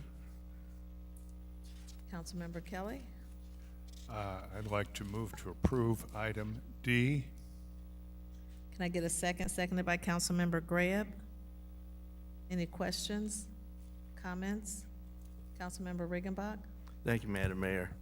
One question on the role model project, which I think is a very worthwhile project and I'm fully supportive of. I'm just curious, though, what kind of ongoing expenses are incurred with that? I was under the impression that was more of a volunteer Well, I think that, operation. you know, there's been meetings that have been held that have had costs that have been incurred for those, and if there's continued meetings or convenings of everyone, that there's going to be costs that are going to be incurred with that. There could be expenses that are incurred to encourage people to attend museums or things like that that we might want to do as the role model program rolls out. That's the reason why we wanted to do this, is bring it as a match to the money that PNC Bank put up to try and leverage that even more as the program has continued to grow. So we could potentially give scholarships, if you will, to the students Potentially. for things. Wonderful. Thank you. Or stipends. There's also, this working relationship with the Peoria Riverfront Museum for events there, and those events sometimes require food or certain accommodations, and the Park District has been great about providing not waivers, but kind of tickets to their zoo and different facilities that they have. And the Riverfront Museum is a great venue to be able to take youth to, but there's some expense associated with that as well. Thank you. Any additional comments, questions? Please cast your ballots. Councilmember Velpula? Aye. Motion passes unanimously. Thank you, Mr. Manager. Thank you. Madam Clerk? We are at unfinished business. 23-399 is a communication from the City Manager and Director of Public Works with a request to approve the low bid from J.C. Dillon and award a contract for the storm sewer cleaning and inspection project in the amount of $293,398 with an additional authorization of $29,342 for contingencies, for a total contract award of $322,740. Mr. Manager? Thank you, Madam Mayor. This was deferred at our last meeting, and I think that staff did put together a report back, and maybe if I could turn it over to Director Powers just to quickly walk through that, and then we'll go from there. Thank you, Mr. Manager, Mayor, Council. Again, there is a very detailed report back that provides background relative to this contract, it being a routine contract, how it's put together, how we try to be contiguous relative to work. Going back to the point the manager made, I think briefly earlier, infrastructure is not cheap. So we learned with sidewalks and any number of other programs where we try to bundle, bundle is not the right word. We try to do things geographically, contiguously, so that we get a more favorable bid response. So hence, we move this contract or this effort around the city annually. And invariably, it ends up in all districts. This year, it happens to be in 2, 3, and 4. Next year, it will include 1 and 5. In years out, it will again rotate, and then we have the city on a 10-year cycle. I could go very deep into this and just say, okay, some of what we're actually doing is televising along with cleaning, which is actually establishing within the stormwater utility where this is buried. Again, this is some old infrastructure in some cases where we don't even know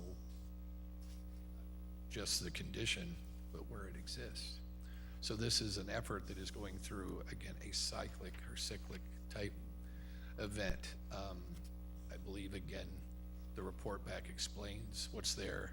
We've also explained what GPSD is doing within the first district.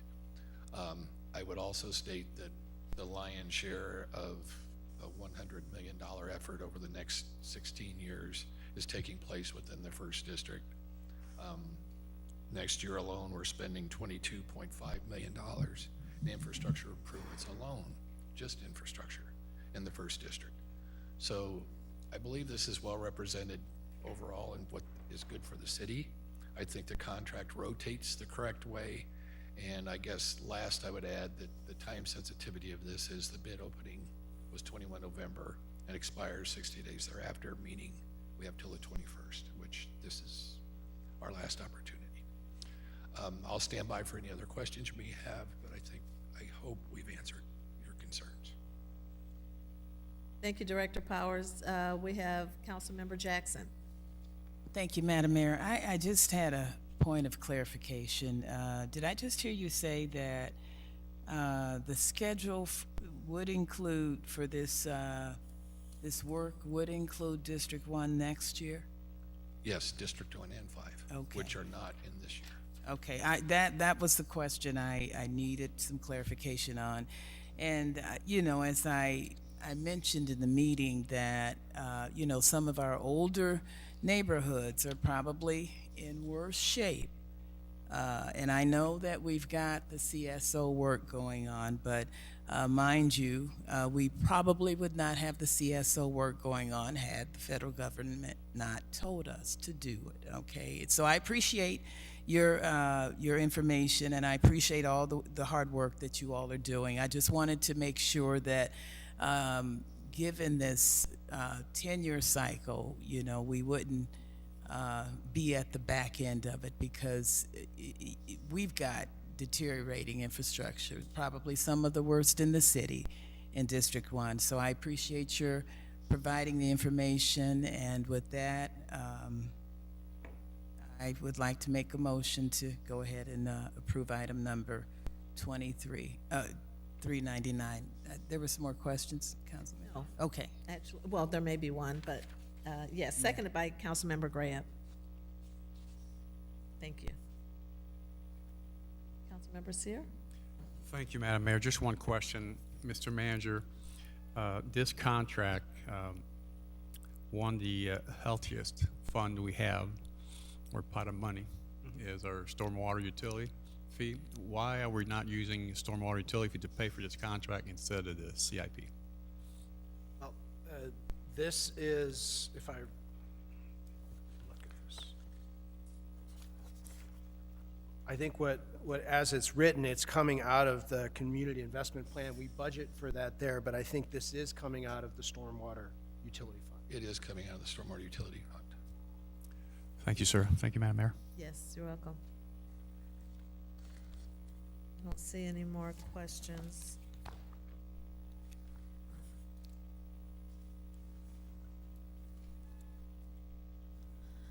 I need a motion to approve. I moved by Councilmember Greb, seconded by, oh, you already made the motion. Motion was made by Councilmember Jackson, seconded by Councilmember Greb. Discussion is over. Please cast your ballots. Councilmember Valpula? Aye. Motion passes unanimously. Thank you, Director Powers. Okay. Madam Clerk.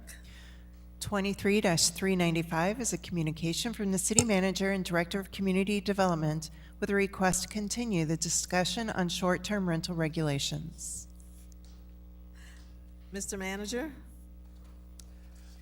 Thank you, Madam Mayor. At this point, I think I'll turn it over to either the Corporation Counsel or our Assistant Community Development Director to kind of give us kind of a refresher about where we are, and then it's probably more a discussion amongst the council. Okay. I'll start. We had some additional questions the last time we were together, and Attorney Perkins was unavailable tonight, so I'm pinch hitting. So we looked at some of the other jurisdictions downstate regarding short-term rentals and how they deal with it. They, as the exhibit shows, they regulate through licensing, sort of a different approach than we take primarily, and so their license regulations are a little different, but they kind of achieve some of the same purposes. I think Springfield is a good place to tell you about how they regulate the license. You can get a license for a short-term rental in Springfield, but you can only have 95 days of rented property unless the owner is present. And so, similar to our approach, where we allow permitted use, by permitted use, the zoning if the owner is going to be present on the premises. So they take a slightly different approach to that. If you, in Springfield, for instance, through their regulations, you can license a property for more rentals when the owner isn't present, but only in certain types of zoning districts. For instance, in a multifamily district, you can have a maximum of 2 adults per unit for an unlimited amount of time if the owner isn't present. But again, only in a multifamily area, and it limits the occupancy to 2. Finally, if you want to have a a larger place than that, you have to be in a commercial zoning district. And so there's a lot of different approaches to allowing these uses that slightly differ from ours, so it's tough to do apples to apples type comparison. But all of the communities have some level that we've seen of these communities, the larger ones, have some level of at least tax, and most of them have regulations. And when they struggle, for instance, in Decatur, they have a few places that were causing issues, and so they regulate the disruptive conduct through their licensure. So you have to be licensed and you have to pay the tax, and if there's disruptive events, then that license can be revoked. And so we're seeing a number of different ways to address some of the issues here. In Decatur, like here, they were careful to express, hey, we don't have a lot of disruptive events at Airbnbs, but when there are, we have a strong tool to deal with that. I pointed out the case that we summarized, which was Wortham versus Village of Barrington Hills. And that case stands for the Illinois courts passing on a jurisdiction saying, we're not going to allow this use in our residentially zoned districts at all. They were sued over that. People felt it was overly restrictive. It violated their property rights. They raised all these issues about, hey, this is an inappropriate extension of government to say we can't have this type of short-term rental in a residential zone. The Illinois courts found no, that it's completely appropriate for a community to decide through their elected officials that that commercial use of a residential dwelling is inappropriate for their community and to ban it entirely. So through our discussions here, we've tried to point out some ways that the council might further limit than it already does the use of property for short-term rentals. Whether this council decides to further limit that or to expand the ability to use it, that's up to the council to decide. One area that we are urging the council to take action on, not tonight, but that the tools to deal with disruptive outcomes, we'd like them to be strengthened, and those are detailed in the reports before you. So if the council's ambition is to say we want to further limit the use of short-term rentals, we have provided some tools that are consistent with our existing tools that would further limit those. We've discussed those previously, the going from a quarter-mile area to a half-mile area, and going from 3% within the quarter-mile to 1% within the half-mile, and also a distance setback of 1,500 feet from use to use. This would apply to the special use permit facilities where the owners are not present. We haven't had a single disruptive event at one of these facilities where the owners are present. Just so that you know, there's 35 short-term rentals right now under permitted use where the owners are present on the property, and 46 that we've approved by special use.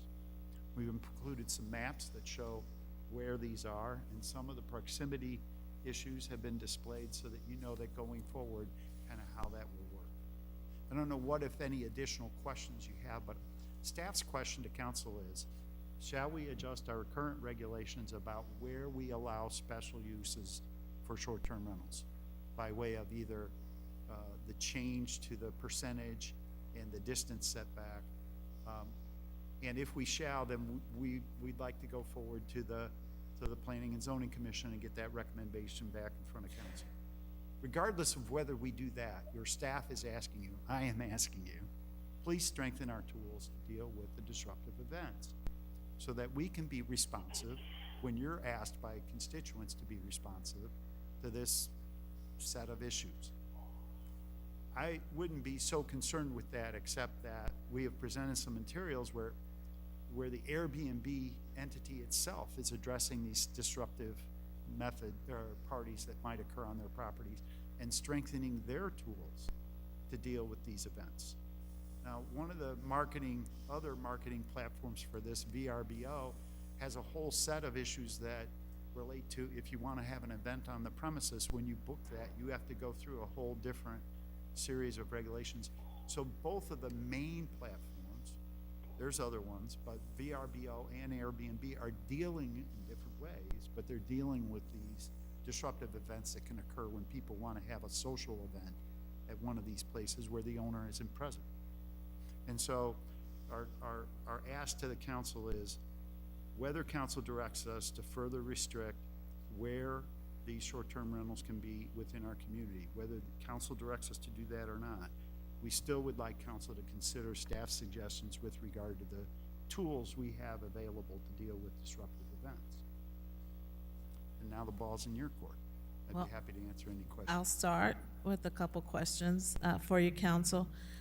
So first question is, staff is not recommending the removal or elimination of, what's the terminology? Special use. Staff is not recommending the elimination of special use approval by council in exchange for approval through an administrative process. Is that correct? That's correct. We think that given the discussion of council that there was, from what we're able to divine from that there is not a consensus that we ought to convert all of these to permitted uses. That council still wants to weigh in, although there's a divide clearly amongst the council members. It seems to me that there isn't an appetite for that. If I am mistaken, That's my that was my I'm pleased perception. to be corrected. Yes, That is okay. certainly an option that we have described for the council. That's available to them if they choose that. Okay, That was one of the first inputs we got was, how could council maybe not deal with these things? We answered that question. sure. Okay, so that's not a current staff recommendation. Correct. Okay. Second question is, should council adopt that 1, 2, and 3, reducing the cap from 3% to 1%, increasing the cap radius from 0.25 mile to 0.50, half a mile, and then requiring the 1,500-foot separation? How does that impact the existing approved STRs?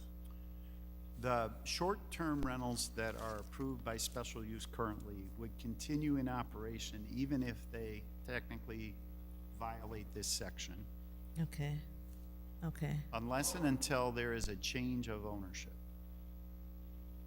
On change of ownership, people have to reapply. The next owner, if they want to continue that use, has to apply right, for that use to be extended to them as the new owner. If those setbacks are violated there, that new owner could approach the council with a request for a waiver.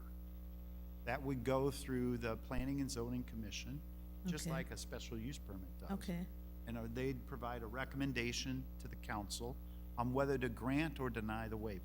okay, I would imagine that a well-conducted special use in a neighborhood where there wasn't an outcry from the neighbors, we might be inclined to entertain as a governing body that sort of a waiver. But that's up for future councils to determine whether that waiver would be extended or not. okay, In that regard, the continuing uses would continue under present ownership, but they would perhaps be at jeopardy of not getting a new special use on change of ownership. okay. You answered my questions. Councilmember Gordon Young? Just a question for clarification, because it sounded like two different things. Like, one, are we having discussion about the recommendations, or do you want us to talk about discussion regarding how to handle the disruptions? So I have suggestions for disruptions. So, yes, we need direction on whether to change our zoning ordinance from the council to go to the Planning and Zoning Commission and seek the changes that council wants us to pursue. Staff's made recommendations of what those changes would be based on all the inputs we've received. Some council members might not like the changes that staff's recommending, but we've tried to put together as best we can what the middle is on those zoning regulations. The other tools about dealing with disruptive matters, staff's asking you to grant us those tool improvements so that if there's disruptive events in the future, we can have a reliable, predictable outcome if we're seeking enforcement. So we are asking for both, but timing-wise, we need direction on the zoning changes so we can go through planning. And I would like, if you would indulge us, to come back to you with that recommendation from planning and zoning with the suggestions for the changes as far as the regulatory tools at that time. Sure. Because depending on what the recommendations are out of planning and zoning, we might have to shift or modify those tools. Thanks. Thank you. So when you go to planning and zoning, would there be any kind of public hearing related to those changes? It will happen at planning and zoning, not here then? Okay, got it. Councilmember Euler. Thank you, Madam Chairwoman. Can you address, are there actual changes in here regarding current actively used short-term rentals? Because it seems like all of the discussion has been around making it more difficult to get one, more restrictive, not really addressing the real problem that I hear being talked about, which is some that are non-compliant. The changes that are detailed in the report, in the code section, deal with existing uses and how how staff can process a revocation of an existing special use permit. Those are the enforcement tools we're asking for to be improved, so we have a more predictable outcome. And so if you look at the starting on page 3 of the report, it details the license regulations, and we've included the current regulations along with the suggested modifications. And so those, the deletions would be the stricken language, and the underlined language is additional. One area where I'd point out to you is when originally adopted, it would allow up to 4 valid complaints received on any one property within a 6-month time frame. I think we need a stronger tool. And so we're asking to allow staff to have the discretion to process a revocation on a single disruptive event. Whether we do that or not will be what Councilman Vespa is currently nodding his head. We would exercise some prosecutorial discretion here about when that would be appropriate or not.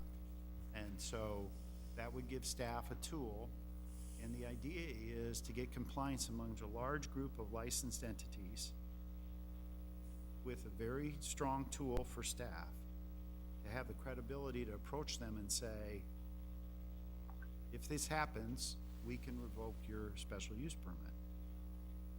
Or perhaps, if it was not a terribly disruptive event, staff's determined that if there's any repeat of this, we have the ability to revoke them. But you give that discretion to your staff, so we have the ability to negate these episodes right away. I totally support that. It is that most of the conversation has centered around making it more restricted to even get one, not about actually addressing the problem that I hear being brought to a front. Thank you. Thank you very much. Welcome. Councilmember Vespa. Thank you, Thank you, Madam Mayor. I was going to address that same language. I think it's very good language. Originally, it said you needed 4 valid complaints regarding any one property within a 6-month time frame. So the question would be, what constitutes a valid complaint? Now it just says, or the proposed change would say that you need any complaint received regarding any one property. So that gives us a lot of discretion. There are some times where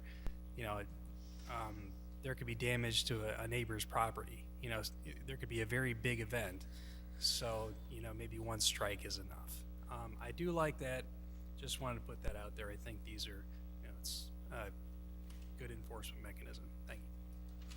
Thank you, Madam Mayor. You're welcome. Councilmember Seer? Thank you, Madam Mayor. I believe we had a great discussion last meeting and will be again tonight. The work we're doing, I believe, is man-made, which means it will not be perfect. But I believe what we have in front of us is definitely a huge improvement to what we had before. So I want to say, number one, and we all have different management style. All of us do. I'm not a micromanager, and some of us, or some of you guys, are micromanagers. Okay? But to me, it's not. Doesn't mean that we need to insult one another. We just need to accept different styles. So, and not being a micromanager doesn't mean that you're not accepting your responsibilities as a councilman. So, what I'm gonna do tonight, I'm gonna be I'd like to make a motion, similar motion to the last one, but I won't add the staff. I mean, I believe in our staff, Joe, Leah, we have qualified staff. They know their job, and as a manager, I like to give responsibility to the people I paid, and people that are on the team, I let them do their job, basically. So that's why I made my motion the way I did last time. But obviously, the majority did not like that. But I'd like to make a motion right now that we move to accept the 3 original recommendations from the staff, and then we accept the improvement for the strength of the rules that they want to start. So this would be my motion, and just leave it at that for now, and hopefully most of the people will agree around the horseshoe to that motion. Seconded by Councilmember Euler. Let's continue the discussion. Councilmember Allen? Thank you, Madam Mayor, and I think that we have learned a lot over the last, we've been doing this now. I think this goes back a few years, actually, because I know that short-term rentals have been along even before we had an ordinance. But I do commend the work of the staff.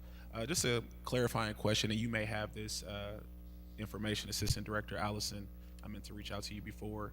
Do we have any current neighborhoods that are at the 3% threshold per our current ordinance? I do believe we have just a few that may have met their maximum allowed. Not a lot, but a few I think they didn't have a large number to allow to begin with. Mm-hmm. Okay, that was something I just wanted to ask, just to be mindful, because I can see some apprehension there of you all changed the ordinance now. We already got our 3% max, and so just kind of being mindful. Obviously, whoever's approved, if this passes tonight, will be grandfathered in, but just something to be mindful in how we want to maybe communicate with them, and just be empathetic and understanding to maybe some of their concerns. I do appreciate Councilman Sears' motion, and I think that the work that you all have done is a good happy median of respecting our residents that are making the biggest investment that most people do, and that's home ownership, while also to respecting those who want to pursue this as a business opportunity as well too. And so we'll continue to keep learning and growing from it, and hopefully our residents understand and our citizens understand that we're not perfect, and just have patience and give us grace as we continue to keep navigating this. Thank you. Thank you, Madam Mayor. Thank you, Councilman Allen. And just in follow-up to his question, how would we handle those that are in the queue? Or how would you recommend we handle those? How many do you think they are, Director Allison? Well, so I believe you'll have one more short-term rental to review at your next meeting. Okay. The February Planning and Zoning Commission agenda has, I believe, one queuing into that. Okay. So there's certainly one more coming, possibly 2 before regulations could be modified. Okay. So there's potentially 3. One that's coming. 2, total 2. Total Sorry, 2, not total total 2. 3. Yeah. Total 2. So how would you recommend that we handle that? That they would operate under the existing rules, not under the Correct. change rules? Yeah. Corporation Counsel, you have a comment too?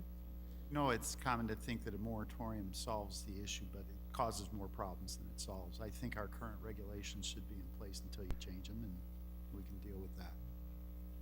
Say that again, our current? Our current regulations will be enforced until and unless they're changed. And I'm suggesting we not engage in a moratorium in the interim. Okay, It causes more issues than it solves in our, okay. in my- And it takes a little while for the change to kick in. right. Okay. Councilmember Riggenbach? Thank you, Madam Mayor. I appreciate Councilman Sears' motion, and I think those 3 recommendations from staff that we had a month ago are logical and a good way to begin to get a little more restrictive, let's be honest, with the process. Corporation Counsel, you mentioned the disruptive events, and on page 4, as has been pointed out, the license can be revoked or suspended for any complaints received. How long does that process take from the time that complaint is officially registered with the police department, with community development, with your office? How long would that process take before that license is actually revoked? So I'm most comfortable if there's an actual violation and we deal with that in our administrative process, which generally takes about 60 days to get through to a hearing. So And then after that administrative hearing is completed, there's a period of time where that could be reviewed under administrative review law. So if we get to the point where we get an outcome and there's no appeal of that to administrative review law, that's another 35 days, then we would process the revocation by sending a letter saying it's revoked. So I've described a period of time that's 95 days long. There's a And couple the- mailing periods in there that might make it a little longer or shorter. And so from the event to that outcome, somewhere around 90 to 100 days. And the operator, could the license be suspended during that time frame, or would they be allowed to continue renting it for that 100-day time frame? So I think going forward in the administration of this, because the tool's so strong, there'll be incidents where staff might decide to do a suspension and have the individual suffer some period of suspension rather than revocation. I think that would be a negotiated outcome, and that could take effect rather immediately. Or we might determine at that 90th day, rather than to revoke, to say that your license is going to be suspended for 90 days or 6 months or a year, so that we can, penalize the conduct without absolutely taking away the right. Staff makes these kinds of decisions in other arenas all the time, and those are the kinds of decisions that you would see us making in the future. As a man of faith, I believe in grace, and the concept of one and done is a little bit harsh, but after seeing some of the egregious actions that we've seen in our neighborhoods, I think one and done is an appropriate response. So I would encourage you to make that revocation as strong and clear and forceful to all operators as possible. And if there's a way to suspend their ability while the process is working out, and I'm no attorney, but I'm a neighborhood representative, and that would clearly be something that I would like to explore to the fullest extent of the law.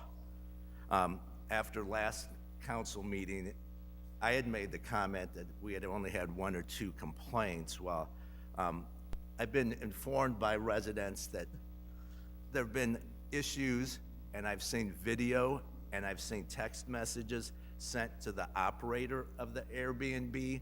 I'm pleading for help with nothing being done. I'm like, why didn't you call the police? Well, you guys didn't listen to us when we said we didn't want it, so why would you listen to us now?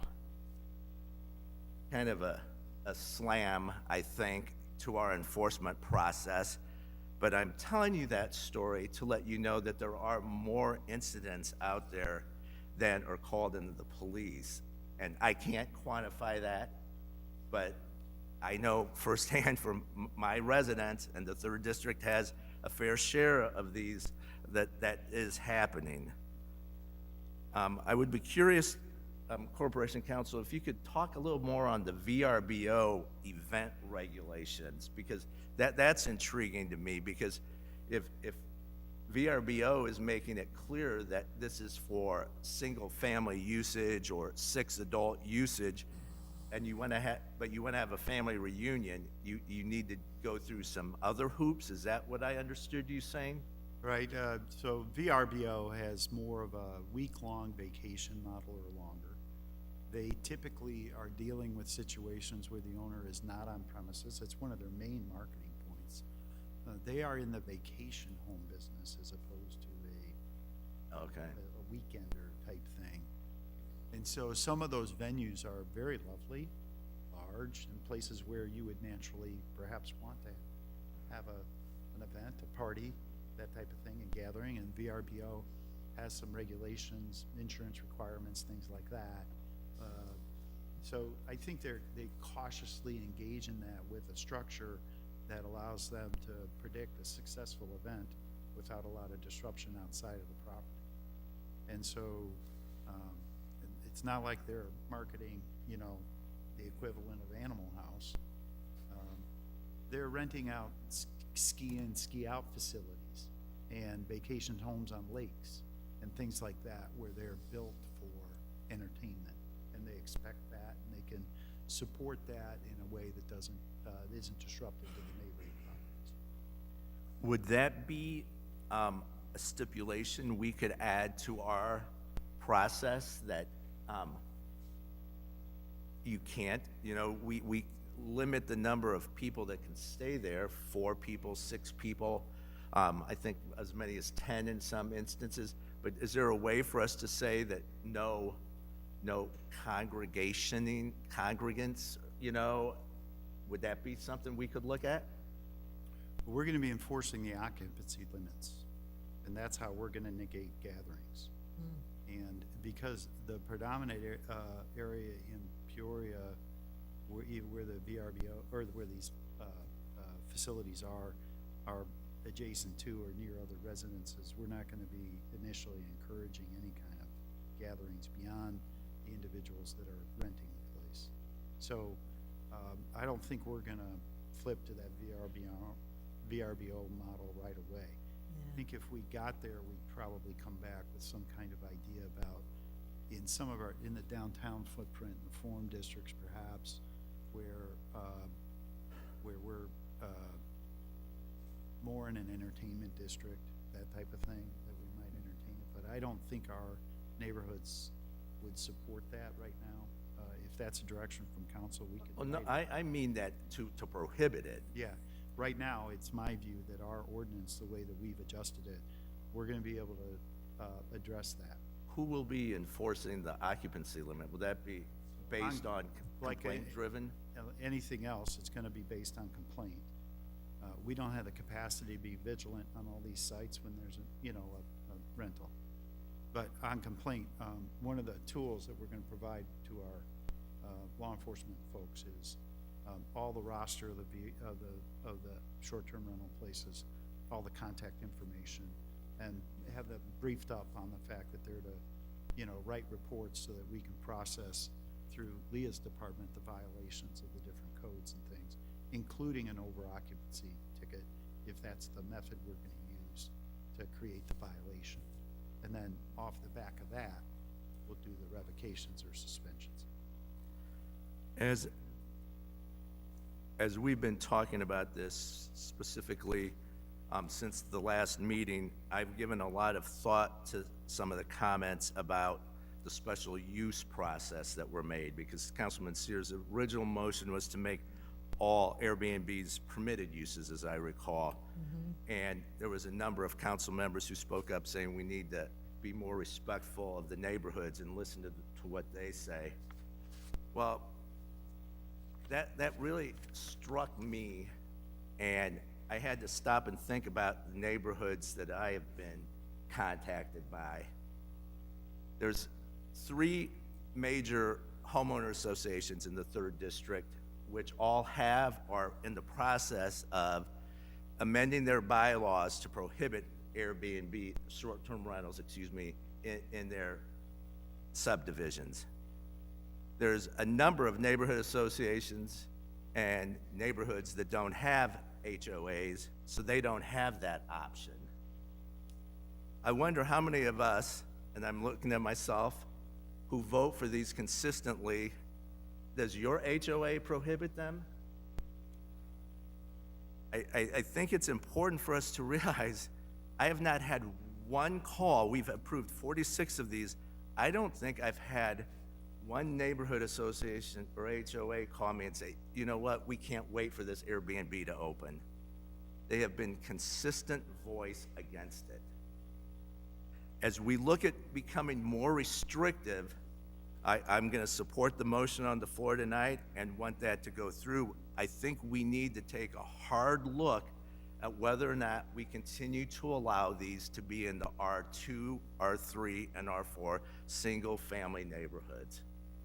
And that's a 180 for me, I'll admit it, but hearing what my colleagues said about listening to the neighborhoods, hearing what my neighborhoods have been telling me, I think that's something that we need to consider. Not tonight, not at the next Planning and Zoning Commission. We're making some changes.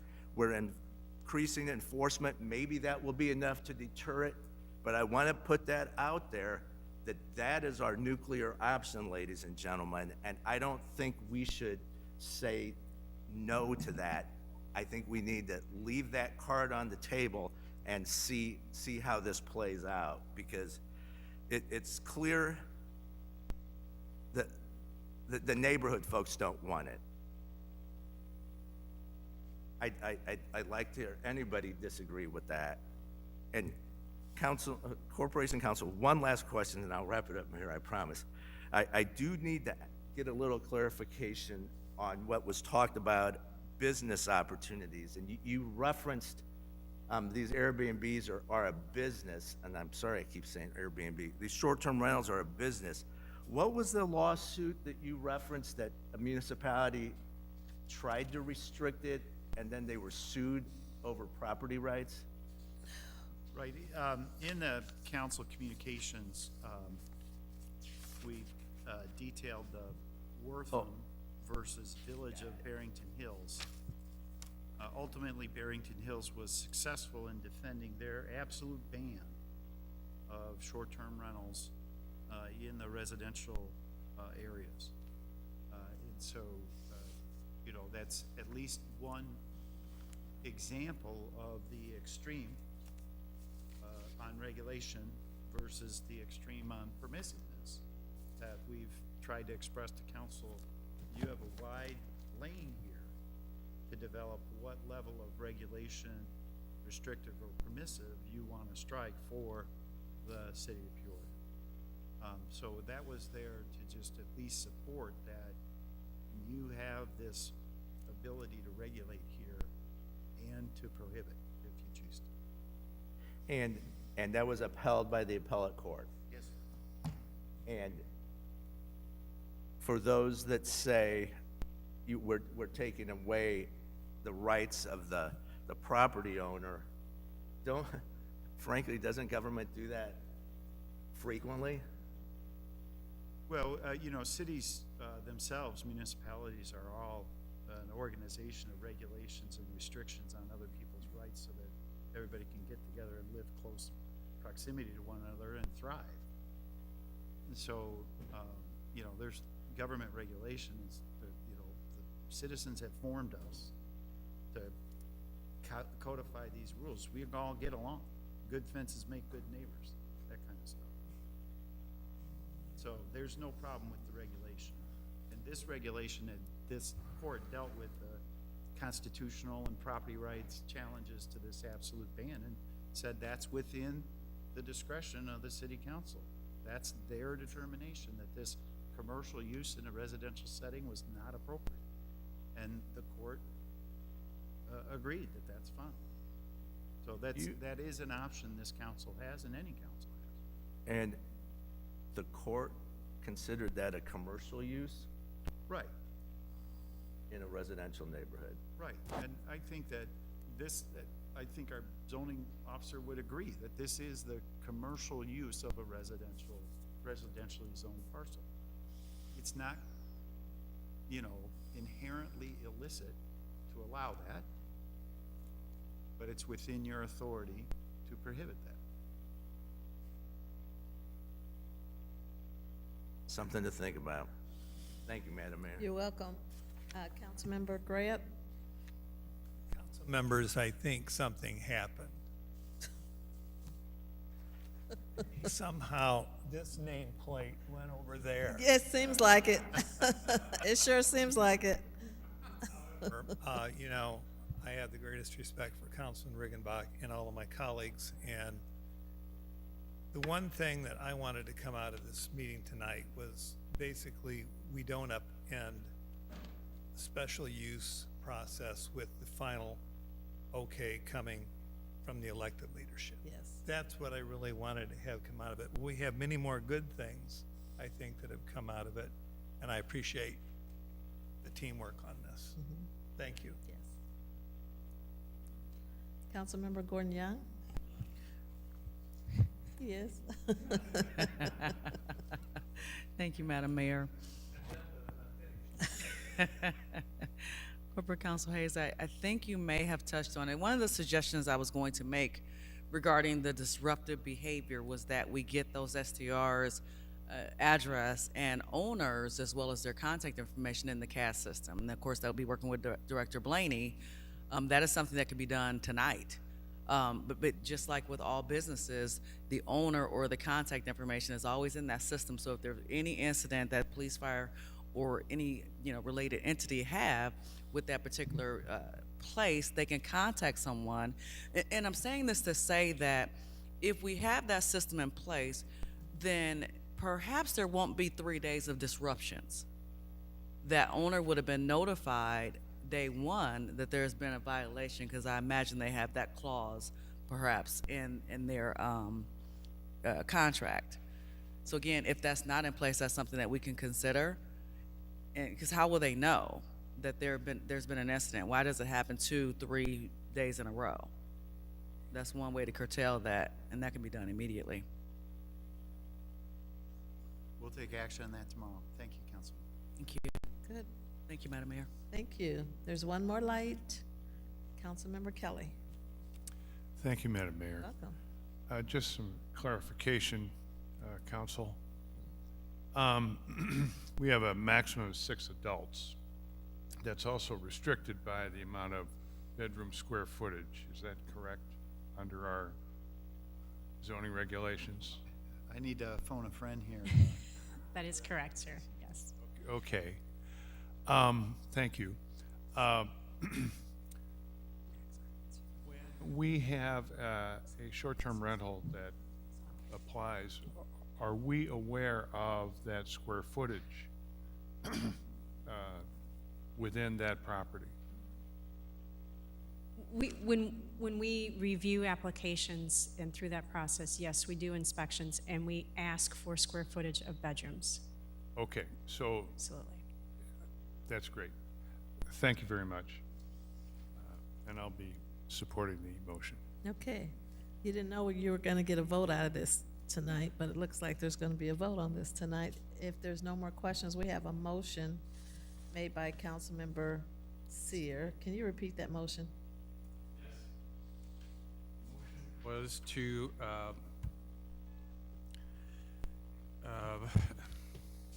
accept the original recommendation from the staff, number 1, 2, and 3, and also accept the I don't know how to say it, the new rules to strengthen our rules, I guess. Tools or tools, yeah, to strengthen our tools. Thank you. Okay, and it was seconded by Councilmember Euler. Looks like no more discussion. Please cast your Madam Mayor, ballot. Yes. Just for clarification, Oh, you need a clarification? do we consider the tool changes, license regulation changes to be a first reading? We'll come back with that ordinance when we have the recommendations from the Planning and Zoning Commission. Okay. Thank you. The 3. Okay. Councilmember Graham? Mayor, just one clarification. And encapsulated in that motion is and understanding that we would continue with the special use permit. Thank you. Yes, we would, and then also those two in the queue will be treated under the old rules. Right. Right, okay. All right, you got all that, Madam Clerk? I think so. Okay. I don't know how you keep up, honestly. Challenge sometimes. Please cast your ballots. Councilmember Velpula? Aye. He said yes? Yes. Motion passes unanimously. Good. All right. Keep us going, Madam Clerk. Okay, the next two items are out of order as to what is customary, so I ask that we go ahead and do new business before we have citizens' opportunity to address the council. Okay, well, I'm going to ask under new business that that Director Powers, that you come up and give us an update on our snow event.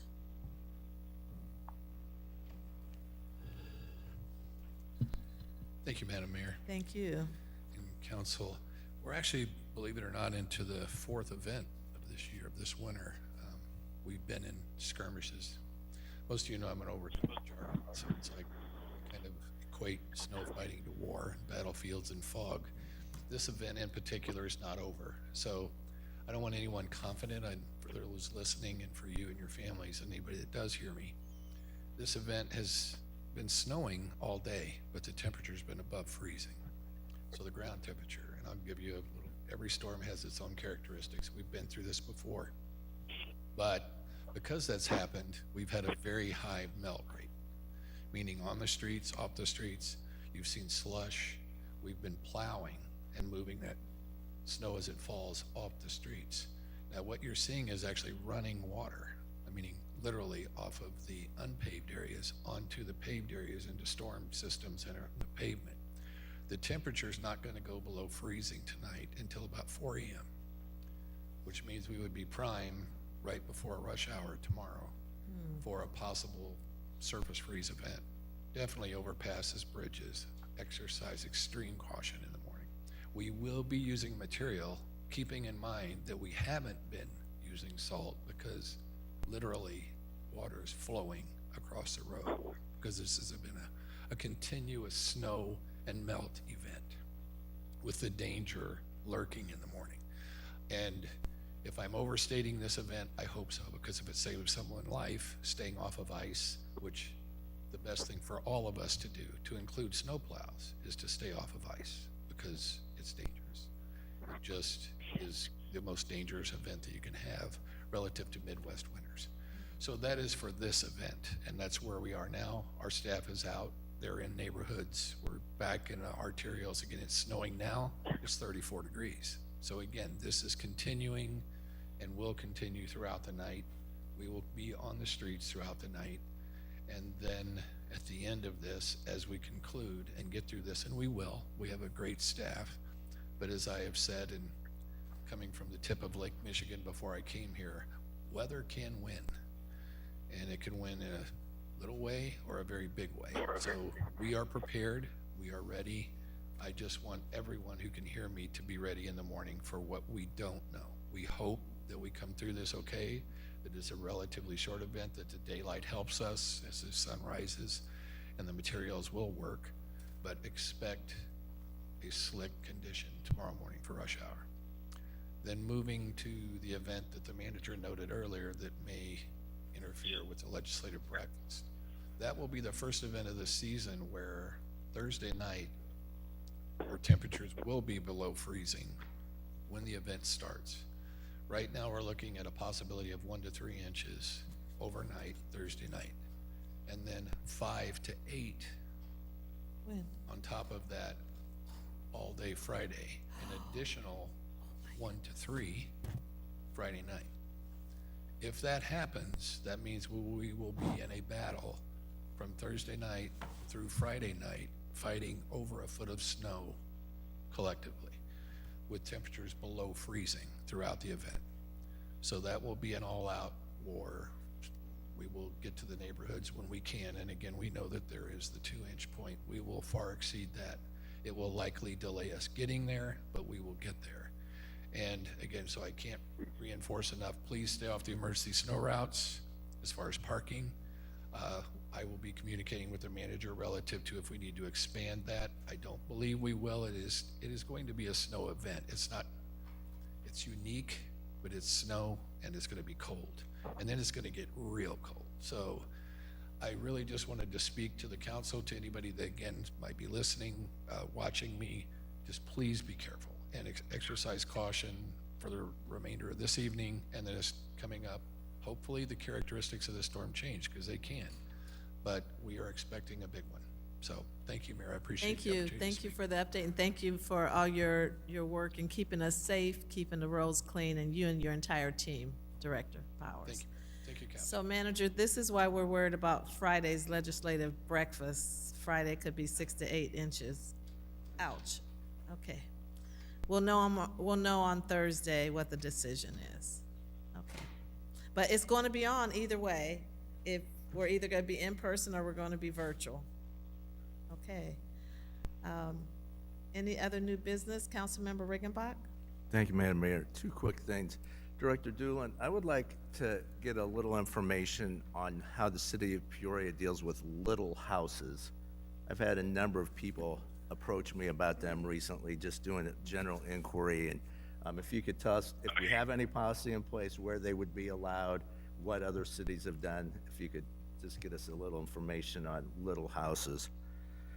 And then, second of all, I received a phone call from Mr. Bullock's colleague at the Journal-Star asking me about victim advocacy program, if the city has anything like that. There was a shooting on in the East Bluff back in October, and a elderly woman and her daughter and granddaughter were coming out of their house and witnessed it. And the police responded appropriately. They did everything they were supposed to, secured the area. There was no harm done to this resident or her family, but they were clearly emotionally traumatized. And after talking with the chief, that's not something that we've had in Peoria in the past, but with our co-response model coming online here, I've asked him to talk about, or we've talked about that. And Chief, perhaps you want to just give us an update about the director coming on later this month, and that this is, in a roundabout way, the kind of thing that co-response model will be also dealing with, if I'm not mistaken. Yes, good evening. So as of January 22nd, the director for the social services unit will start. We have, Carl Health has put out the opening for the social workers, so we're looking for those social workers in the applications. I don't know how many we've gotten up to this point, but starting January 22nd, we'll start the build out of the Wisconsin substation, get everything prepared, hire the social workers, and that's exactly what the social workers will be doing, is dealing with victims of crimes. It's going to be referred to as the social service division. Is that what you? Services unit at this point. Okay. Yep. Thank you very much. And Yes, I sir. just wanted to express this publicly, because this woman was, like I say, traumatized by it, reached out to the Journal-Star, so there might be some follow-up. So I just wanted my colleagues to know about this, and that I did speak with her personally this afternoon. Thank you, Madam Mayor. Thank you. New business, Councilmember Seer. Thank you, Madam Mayor. Thank you, Madam Mayor, tonight, and Mr. Manager, for a great discussion on STR. In the near future, I'd love to put on the agenda, or just have a conversation amongst ourselves. I know STR is not the only solution, but no, when I look at what's happening in Peoria, I'm talking about positive things like the growth, the business growth with Maui Gym Caring and the Cancer Center and NFW, and I mean, there's going to be a lot of, and we have a group of people, business people, that were here a few months ago, make a presentation about how to keep the talent in Peoria and how to attract talent in Peoria. I'd love to have a conversation with people. How are we going to generate labor for all these companies if it does happen, and also housing for all these people? So, I know STR is not the the solution for all, but, I mean, to me, I use SDRs and I'm okay with them. So, anyway, maybe we can talk about that in the future. Any of my colleagues, if you have any ideas about all the growth that hopefully will happen in Peoria in the next few years, how are we gonna get housing for hopefully all these new people coming to Peoria? Thank you very much. Welcome. Councilmember Gordon Young? I just wanted to follow up to Councilmember Riggenbach's question. Remember, you have a mental health professional on the council. Call me, and we do have resources in this community, and we can talk offline. Good point. Councilmember Valpula? I know. Did you have a new business? Okay. All right, I think we're ready to move on. Okay. We are at citizens' opportunity to address the city council, and I believe we had one card. We have one, we have Jessamine or Jess Hill. Jess?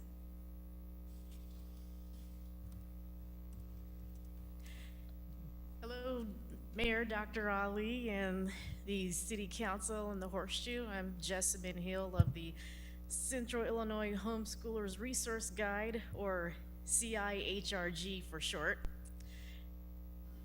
I'm here tonight to invite all of you, including those who are tuning in at home, to the Illinois Music Educators Association Conference, and that is in 2 weeks from today, January 24th to the 27th. I believe the first 3 days are for the educators and the students only, and Saturday the 27th of January is for the general public.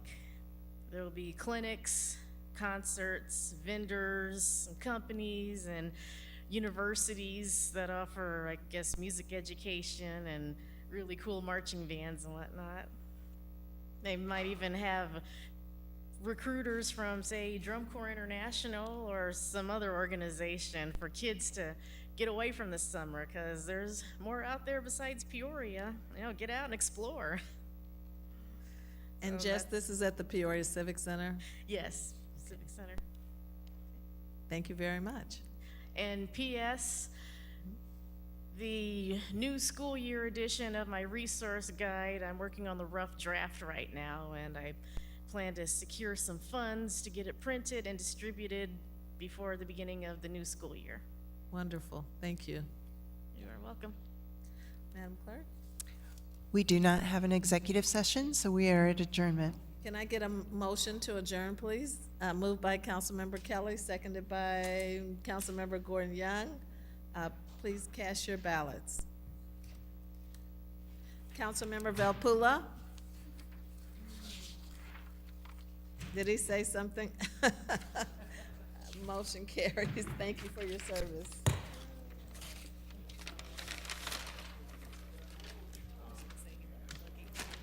What's that? If you don't care.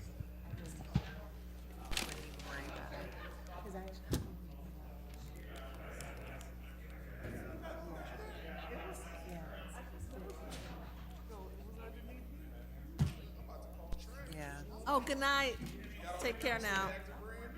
You know what?